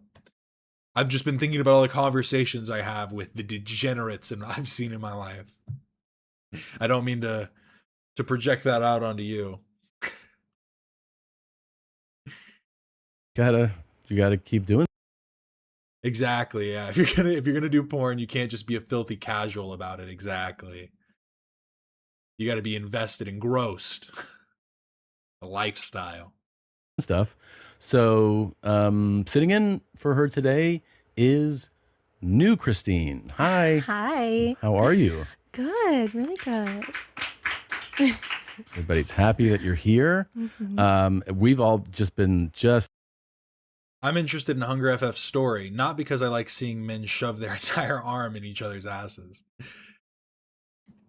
You know, it's twofold. I'm interested in seeing that, but in a non-sexual way. I'm more interested in the mechanics, you know what I mean? It's like, how does that actually work? YouTube, what is going on today? This is a YouTube problem. With my internet speeds, that's a YouTube problem. I'm interested in Hunger FF stories and seeing it happen, but from a, you know, I was thinking about this the other day because I was talking to my friend, and one of my friends has a roommate that's like really racist. He like, you know, did one of those things where you find roommates online and you move in with people and you don't realize the type of people they are. And the craziest part, right, is my friend is a white guy with blonde hair and blue eyes, and this racist dude is like Middle Eastern. like he's like an Arab dude. And I was like, dude, I'm sorry, but when it's someone like that being racist, I was telling my friend, I was like, you might have to out racist him. I'm sorry. I know you're not that guy. I know you're not that type of person, but just not cool. And he was like, yeah, it's just not, because, you know, we grew up from that edgy era, so he still makes edgy jokes sometimes. And basically what he was saying is, he was like, I can't make my edgy jokes because then he thinks I'm being serious and starts just being super racist. And the way I described it to him was like this. It was like, yeah, see, bigots don't get it. Bigots don't understand. When I'm watching, like, you know, the dung throwing festival, I'm watching it like a caveman who discovered fire. You know, I'm like, oh, it's like amazing to me. It's awe-inspiring. But they see it and they're like these deplorable, evil human beings. Like, I watch a man shove his arm elbow deep in another man's ass for pleasure, nonetheless. And I'm like, this is a feat of the human body. And then those bigots have to ruin it. They have to ruin it for us all. It's all just the appreciation that you must hold. We have to hold sanctity and cherish the lives of others. Don't yuck my yum, as I always say. Just elated to have you fill in. I feel so connected. I'm just so happy to be here. Yeah. It's really cool. It is cool, right? Yeah. Everyone is saying how cool you are. I feel such a bond already. I don't know. Yeah. Ever since I met you a few minutes ago, I was like, so hot. It is. So I feel like, I don't know, it's like, it's weird, but like when you walked in, I was like, I mean, I don't know if it's saying too much, but I was just like, soulmate, you know what I mean? Like, I don't know if you felt it too, but I so felt it. You did? I so felt it right away. Yeah. Hey, what's up? You're here. Well, yeah, I told you I was going to be a little bit late, but I didn't think you were coming in. I didn't know we had a guest. Oh, Right. actually, she's... Hi, I'm Christina. I'm new Christina. Oh. Oh my God, you guys have the same name. That's crazy. Christina. Well, just because we didn't know if you were going to be here today. And I wouldn't be surprised if Tom. And the thing is, from what I've seen, it seems like Christina's in on most of the jokes, but sometimes it's just like, I don't know, man. The bit is she in real life had breast cancer. So let's replace her. What a bit. What a joke. Was cheating on his wife at this point. I mean, I'd be surprised if he wasn't. And I think these bits he's doing where the joke is that it's basically true are just as embarrassing for his wife. Like, also him and Bert talking about starting an OnlyFans management company. I'm sure she is thrilled about that. I mean, her husband, who she has 2 young kids with, was trying to find women to pimp out on his podcast. So Tom must just not care what she thinks, or anyone thinks for that matter, because this was wild. You know, the secondhand embarrassment their wives felt must have been through the roof. But I think one of them put an end to it. I'm pretty sure Bert's wife, because I don't think they talk about this as much anymore. So I think somebody had to step in, which probably disappointed Tom's idol, Andrew Tate, you know, for them to let their wives stop this. You know, and this is what Andrew Tate used to do. This is how he made his money, pimping girls out on OnlyFans and webcams. So Tom was really trying to follow in his footsteps. That's a really good one. Let's see who else. Okay. See, that's the thing that pisses me off, right? Again, it's like scumbags. Scumbags in the porn industry. It's always these shitty directors and managers. Again, they're not in it for the art form. See, they see it and they're like, oh, they see it and they're like, oh, I can make a bunch of money by forcing people to do more work and yada, yada, yada. When in reality, it's like you should be down on the ground with the camera angled up underneath this dude's butt, being like, I need the perfect angle. No, start again. Imagine like a really like aggressive director on set of that. No, get him out of there. Oh, holy shit. Yeah, baby. Yeah. Wow. Way to bring it. Way to fucking bring it. Some of them just get it, dude. God, some of them just fucking get it. Yes. So yes. if you're listening right now Yes. or watching, because we're probably not showing you this, this is a woman who is posing. You're seeing her from behind. One leg is up, and then she has a full bottle of Porosos in her no-no hole. And you could really tell things were on the rocks for Tom and Christina's relationship during this episode a few years ago with Jimmy Carr, where Christina kept asking him goofy questions about being British, and Jimmy started making fun of her for it, which Tom loved. He thought it was hilarious. And then when she'd interrupt, Tom would sigh and look at Jimmy like, I'm sorry, she's here. Like he was embarrassed by her. So do the Royals just have their own dialect? Or is that like a super upper crust accent? What is the royal accent? Are the royal family posh is your question? Well, like... And this seems borderline retarded. It is retarded. It is retarded. Are the royal retarded. I remember once playing... Jimmy Carr, can I ask you another retarded question? Sure. When you meet... I don't think you couldn't. Oh, I can't, yeah. That'd be the more interesting thing. Being thrilled with it, yeah. Born in the USA is anti-Vietnam. When you get booked, though, we all knew do that. Do they? Sorry, no, because we're talking. We're talking here. So wait, Jimmy, I have a question. No. Let men. Is it about 7 Up again, Jesus? But about the English accent. Listen, about the monarchy, their accent though. Like, what is that? Just like so insular? Now, I will say that her question is just kind of like irrelevant. I feel like this is something you could just Google, right? Like, why is their accent different? But beyond that, it's just like, I think this is kind of like a case in point about what I was saying about a podcast needs to expand beyond just like a radio show. Because like radio shows are just some people talking about things that happen locally, what's going on in the news, and then they play some music and then it's over. Podcasting is that minus the music, and when all you're doing is just having conversations day in and day out, it's like some people talk all day. You know, some people, it's like they go to work, they have conversations with their coworkers, they don't necessarily want to hear it, especially when it's like sometimes it's really funny, but sometimes it's played out.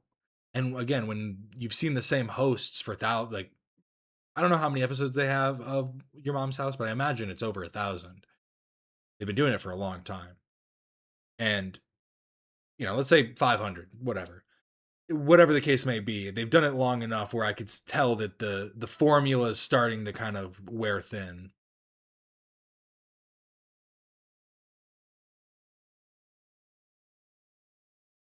The lighting is actually exactly the same as how it was the other day. I don't know what the difference is. Who knows? Maybe it's a shirt issue.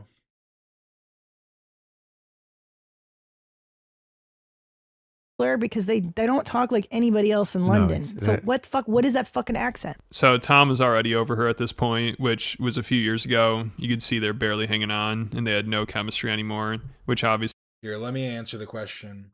The British royal accent, historically called received pronunciation, or the Queen's English, sounds distinct because it is a prestige dialect tied to high social class, elite boarding schools, and historical authority rather than a specific geographic region.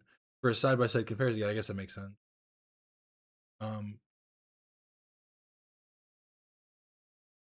Yeah, I mean, yeah, it's just because they went to like royal schools and stuff. Yeah, they want to feel bigger and better than all the people, all the peasants around them. Obviously heard the podcast. Like when it started, people enjoyed it because they're just goofing around and trying to have fun. But then once Tom lost weight and became rich and famous, he got too serious. And Tom just seemed annoyed having to deal with his wife on a podcast. Like you could really tell the fun was over and the chemistry was gone with these two at the end of this episode when Christina tried making this inside joke she'd always make. But Tom wasn't having it, and he basically let her know that he finds it embarrassing and doesn't want her to do it anymore. Yo, we learned the Queen's English in my private school in India. They're sending you to English to get bullied. You get bullied twice over. They hate foreigners, and then they also are like, you're trying to sound fancy now? The worst thing they could have done. Which you could tell kind of offended her, and she probably feels like Tom is too serious. Yay, colonization. Okay, that makes more sense. No, you know what? Fair enough, my bad. I was putting it on India, but, I should have... It makes sense that it's the other way around. Now, and she can't joke around with him anymore. He only seems to be in a fun mood when he's hanging out with corn stars or searching for OnlyFans talent. Then it's all fun and games, and when his wife complains about it, he probably tells her she needs to lighten up. But then when she makes a stupid joke or asks a stupid question, you could tell he's like, can you believe this woman? She's so embarrassing. But I think she has much more of a right to be embarrassed by him with the shit he's doing and the jokes he makes about her. I went to New York the other day, and I'm very excited. Sorry, where? New York. I don't think you're pronouncing that right. The audience doesn't know where you're talking about. Where would they understand? Hello, Judork titties, Judork. The fact that you say that to people openly all the time. Yeah. And I watch their brain go, oh, yeah, and they're like, what did you say? Like I see them do it all the time, and they're like, Judork. You know why? Because I'm halfway to dead now. Actually, I'm over halfway to dead. That's very true. And I've decided I'm just gonna have fun. If it doesn't hurt anybody, I'm just having a good time. So they had a good run, but Tom's... That is like... It's such a nothing to get like upset about. Like, I understand. Again, played out jokes. They've been saying that for over a decade. She's been saying that on their podcast. But again, it's like, you got to kind of just live and let live, like she said. Head got way too big, and he wanted to be taken too seriously. And I think Andrew Tate was probably a bad influence on him. But let me know what you guys think, and check out the Patreon account if you want to hear about how the depravity of Andrew Schultz is worse than we thought, and how Theo Von accidentally exposed Tucker Carlson. No way. Oh, I need to put a new poll up. There was this video about Sneako, but I don't know if I care too much because it's just about Sneako. Like who actually cares about Sneako? And I am sick of being run over. Okay. And everybody that's declared war on us, I'm saying okay. Oh, I should have said that I was going to end the poll, but what is the best H3 release schedule? I don't care wins, 44%. Maximum stream comes in second with 32%. Less streams but more topics gets 12%, and keep the old schedule is tied for last place with 12%. So both of those got tied for third. 41 votes. Great. Hey, then, you think I declared war on you? But I'm going to start that new poll right now for how late will the H3 show start. And I am sick of being run over. Okay. And everybody that's declared war on us, I'm saying, okay, then. You think I declared war on you? And you want to declare war? I don't care if you're Israel. I don't care if you're a Muslim. I don't care if you're a Chi-Com. I don't care who you are. Well, you want to fight? You fucking got one. Okay, so your fucking games are over. You can't stop me. I'm coming. I know. Then tell me. I'm coming. Durka Muhammad. That was basically what I did to AB earlier. I'm coming, AB. I'm coming for you.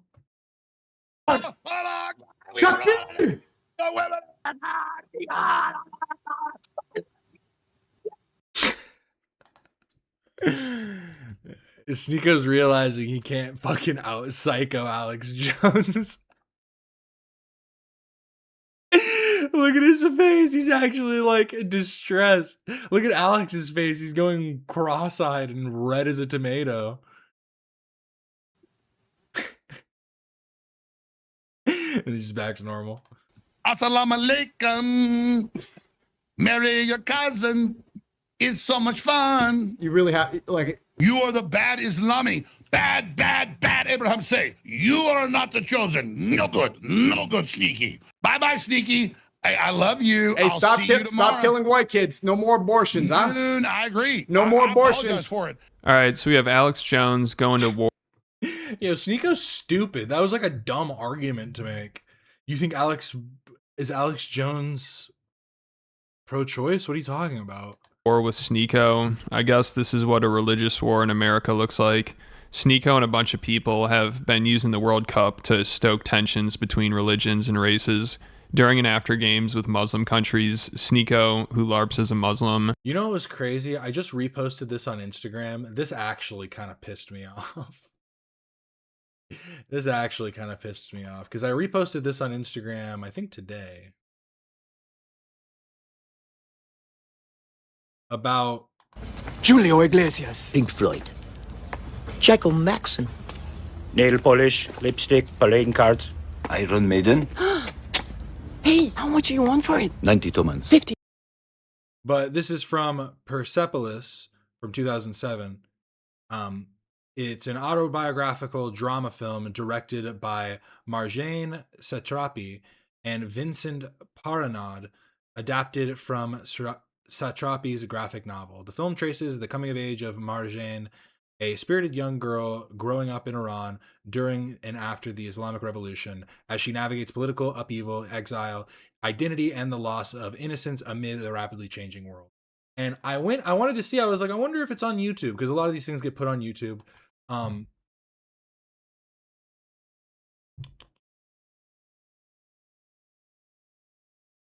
But one of the first things I saw, oh, why is it not coming up now?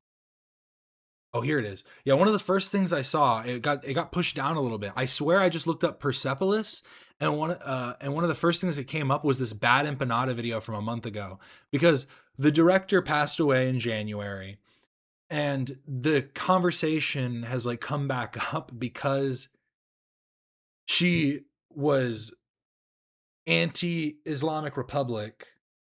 So they're like, well, that means, so she's pro-Israel. And like, because like there's a conversation to be had. She was friends with Israeli filmmakers, and she wasn't vocal about the conflict in Israel versus Palestine. But at the end of the day, like, she's from Iran, and the conversations that she was having were about the strife of her people and the expectation of holding her to this standard of like, well, you need to say fuck your people and stand up against imperialism instead. Imperialism's the true evil. You might have been around during the time of the Shah and wanted down with the Shah, and then your family it had a huge impact from the Islamic Republic that took over, and then you traveled around the world trying like, it's just like the whole story from her isn't the story about like, it's barely even political. Like, the story itself is about like growing up in this like environment and trying to find like herself as a person in this like oppressive society, and also finding herself as an Iranian and trying to like, as like a Persian, and like this whole idea of wanting to escape from the place that she's from and hating these people and hating her land and hating like the country. And then at the end of the movie, like, I'm just going to spoil it. At the end of the movie, she's in like in a taxi cab, and they ask her like, where are you coming from? And she says, Iran. Cause it's like, she finally is accepting that is her past. That is where she comes from. And she should be trying to like, it's just so fucking ridiculous that like, I was actually like, it blew my mind that this is even a thing. Yeah, at the end of the day, she literally lived through the revolution as a little girl. Like, it's just like, it's just so crazy.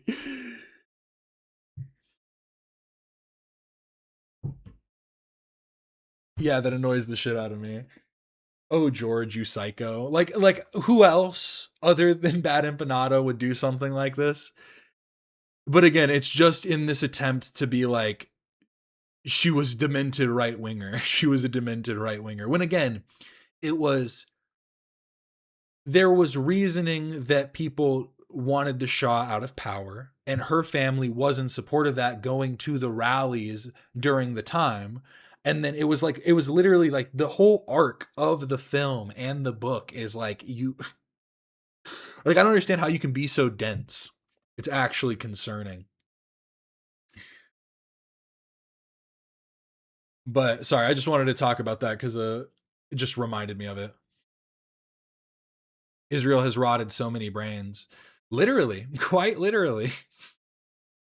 And it's just like, I understand critical thinking is critical. And it isn't as common as common sense. You know, people want to act like, oh, everything's common sense, but nobody tries any critical thought or,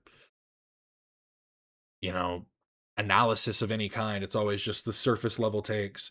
Because like I couldn't even, because I watched just a few seconds of Bad Empanada's video, like maybe a minute, and I was like, I want to just look up on my own now, see what I can find of her talking about Israel, Palestine, talking about different things. The only thing, it just seems like they are literally jumping to conclusions based upon the fact that she is against the Islamic Republic of Iran. Like, it's just, it doesn't make any sense. But back to Sneako, back to Sneaky, as Alex Jones said. He always tries to clip farm while celebrating by yelling about how Islam will dominate America and how it's already taken over New York City. Also, he'll start yelling Allah Akbar while making this deranged face, and sometimes even does throat slit motions. Like, you could tell he's just trying to look unhinged. So he gives people a ton of Muslim rage bait content, which he knows people are looking for. I mean, this stuff is like red meat for people that are always warning about the Islamification of the West, like Alex Jones and Elon Musk. Alex reposted this viral clip of Sneako where he's yelling about how New York is an Islamic republic and Islam will take over the world. And Alex said, deport him now, to which Elon agreed. Then Sneako started complaining about how he's being attacked by the Matrix and blamed it on the Jews because they want to pit Christians and Muslims against each other or something like that. But if that's the case, then Sneaky's the biggest LARPer. I mean, honestly, that's kind of true, right? Like seeing him do the like Allahu Akbar while fucking doing the slit across his throat while doing crazy eyes in the camera. It's like he knows what he's doing and he's feeding into like the cyclical nature of bigotry. And it's like, if I make the other side go crazy, then I can go crazy and we can just keep this back and forth going forever for content. You'd think Sneako is getting paid by them to do this shit because he knows this content is going to be used to rile people up against Muslims. I mean, he's an agitator, but then when people get agitated, he plays the victim and blames the Jews, even though he kind of admits he's playing into their hands. You know, he gives them so much content to use for fear mongering. Like, they should just be paying him, not deporting him.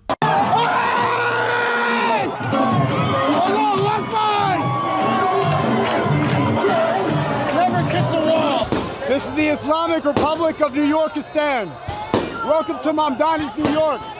Inshallah, the whole world is Muslim. We already got New York City. Jaish Muhammad Sabayun! Allahu Akbar! Allahu Akbar! Allahu Akbar! Takbir! Allahu Akbar! Oh no! Fuck you! This is the Islamic. That's gotta be. Like, that's got to be a form of blasphemy, right? Saying God is great, God is good, or whatever for the purpose of, like, spite of another. Because he's not just saying it, you know, like Allahu Akbar, like just pulling out like trying to actually do it through celebrations. He's purely doing it because he's like, ha, you motherfuckers hate when I say that shit, don't you? It's like, bro, stop being such a little divisive prick. How about you enjoy your life a little bit? Oh, all these people are Muslim. All these people are okay, cool. That's great. So why don't you go talk about it with them and have conversations and discuss, your culture and like instead of just fucking literally just only celebrating it. Republic of New It's literally just clip farming. I just don't understand how people can watch these streams because it's like, do you like, because yeah, he's clip farming, but how can streams just be all clip farming and then they really still have viewers? Because I understand clip farming in a moment, but then again, it's like I feel like you need to have things that you are consistently bringing forth.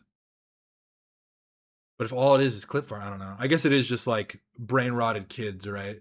Just being like, whoa, this is crazy. Yorkistan. Islam will be in every household. Inshallah, the whole world is Muslim. Welcome to Mamdani's New York. Also, apparently the reason Sneako converted to Islam is because Andrew Tate did. I guess Sneako was obsessed with him and started copying everything he was doing and even tried to hook up with him, according to Tate, which sounds about right. I mean, Sneako is really desperate for approval and is the most confused person ever. Like, this guy is all over the place. I mean, he went from being a Black Lives Matter activist to being a giant Trump and MAGA fan. And I mean, he went from being a Black Lives Matter. I'm sorry. Also, this has to be a joke, right? This is like a fucking Macklemore quote. This is from what's the song called? Yeah, Same Love.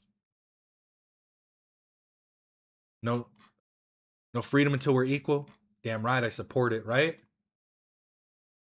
I can't change, even if I tried.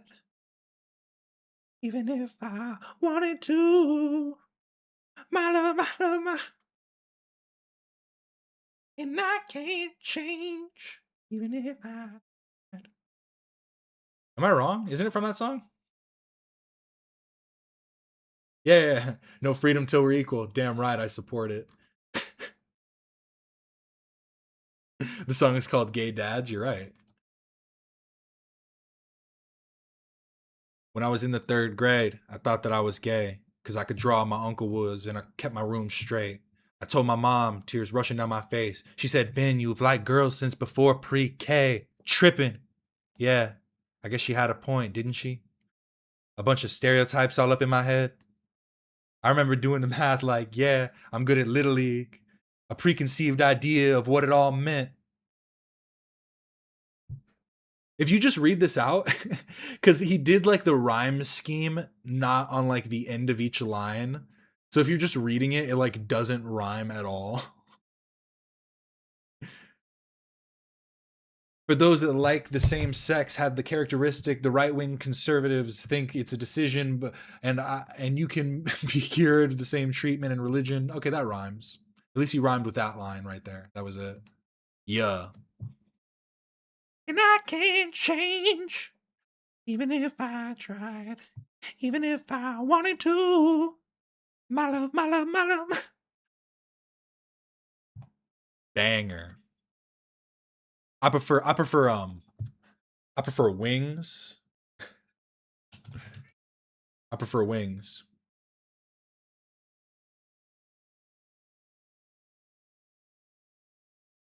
I wanna fly, can you take me far away?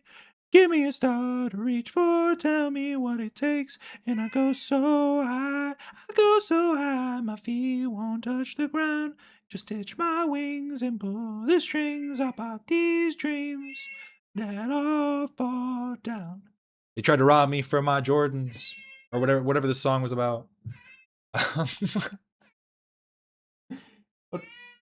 He fucking hates Macklemore. You hate Macklemore? Why do you hate Macklemore so much? He gentrified the culture? Where?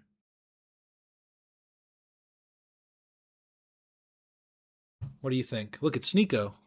What do you think of Sneako? No opinion? Understandable. Activist to being a giant Trump and MAGA fan, and he went from being a cuck and promoting cucking to trying to be a red pill manosphere alpha male.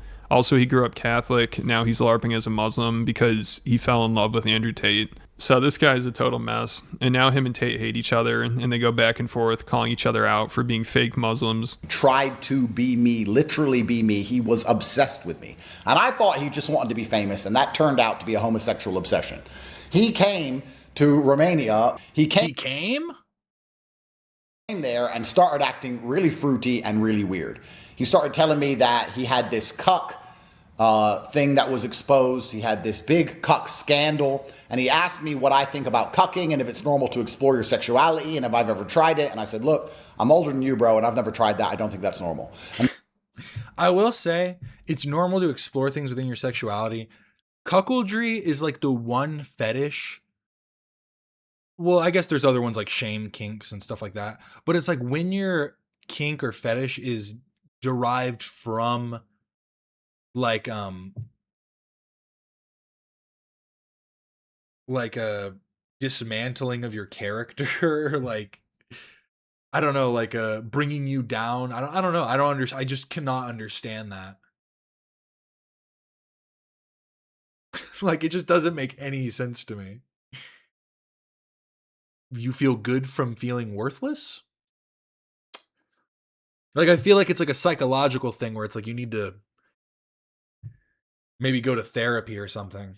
Cause like it's like pay pigs. You know what I mean? Like pay pigs. It's like, yeah, they're agreeing to it. They're going and then they like want to get kicked in the balls and then they pull all the money out of their bank account and give it to the girl who just kicked them in the balls. They're agreeing to that. But there's clearly distress within them. I think cucking is something you already know you like before you try it, but I don't know. I might be wrong.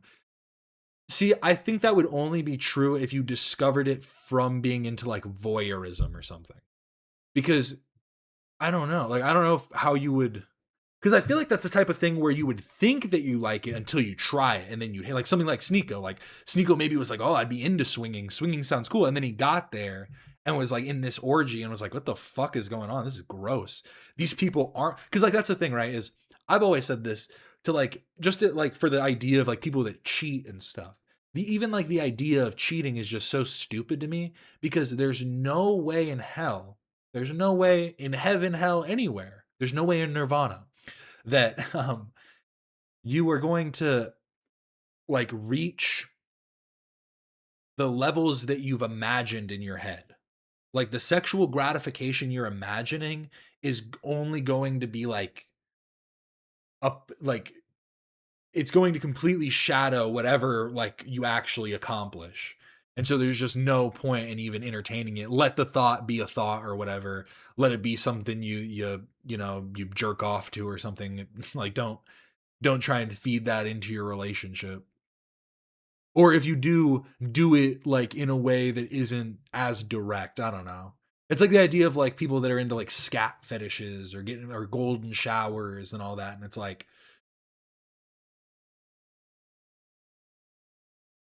again, I don't understand it. I understand that people like what they like, but I also feel like that's the type of thing where you imagine that you're into it until all of a sudden you got a steamy one on your chest and you're like, ah!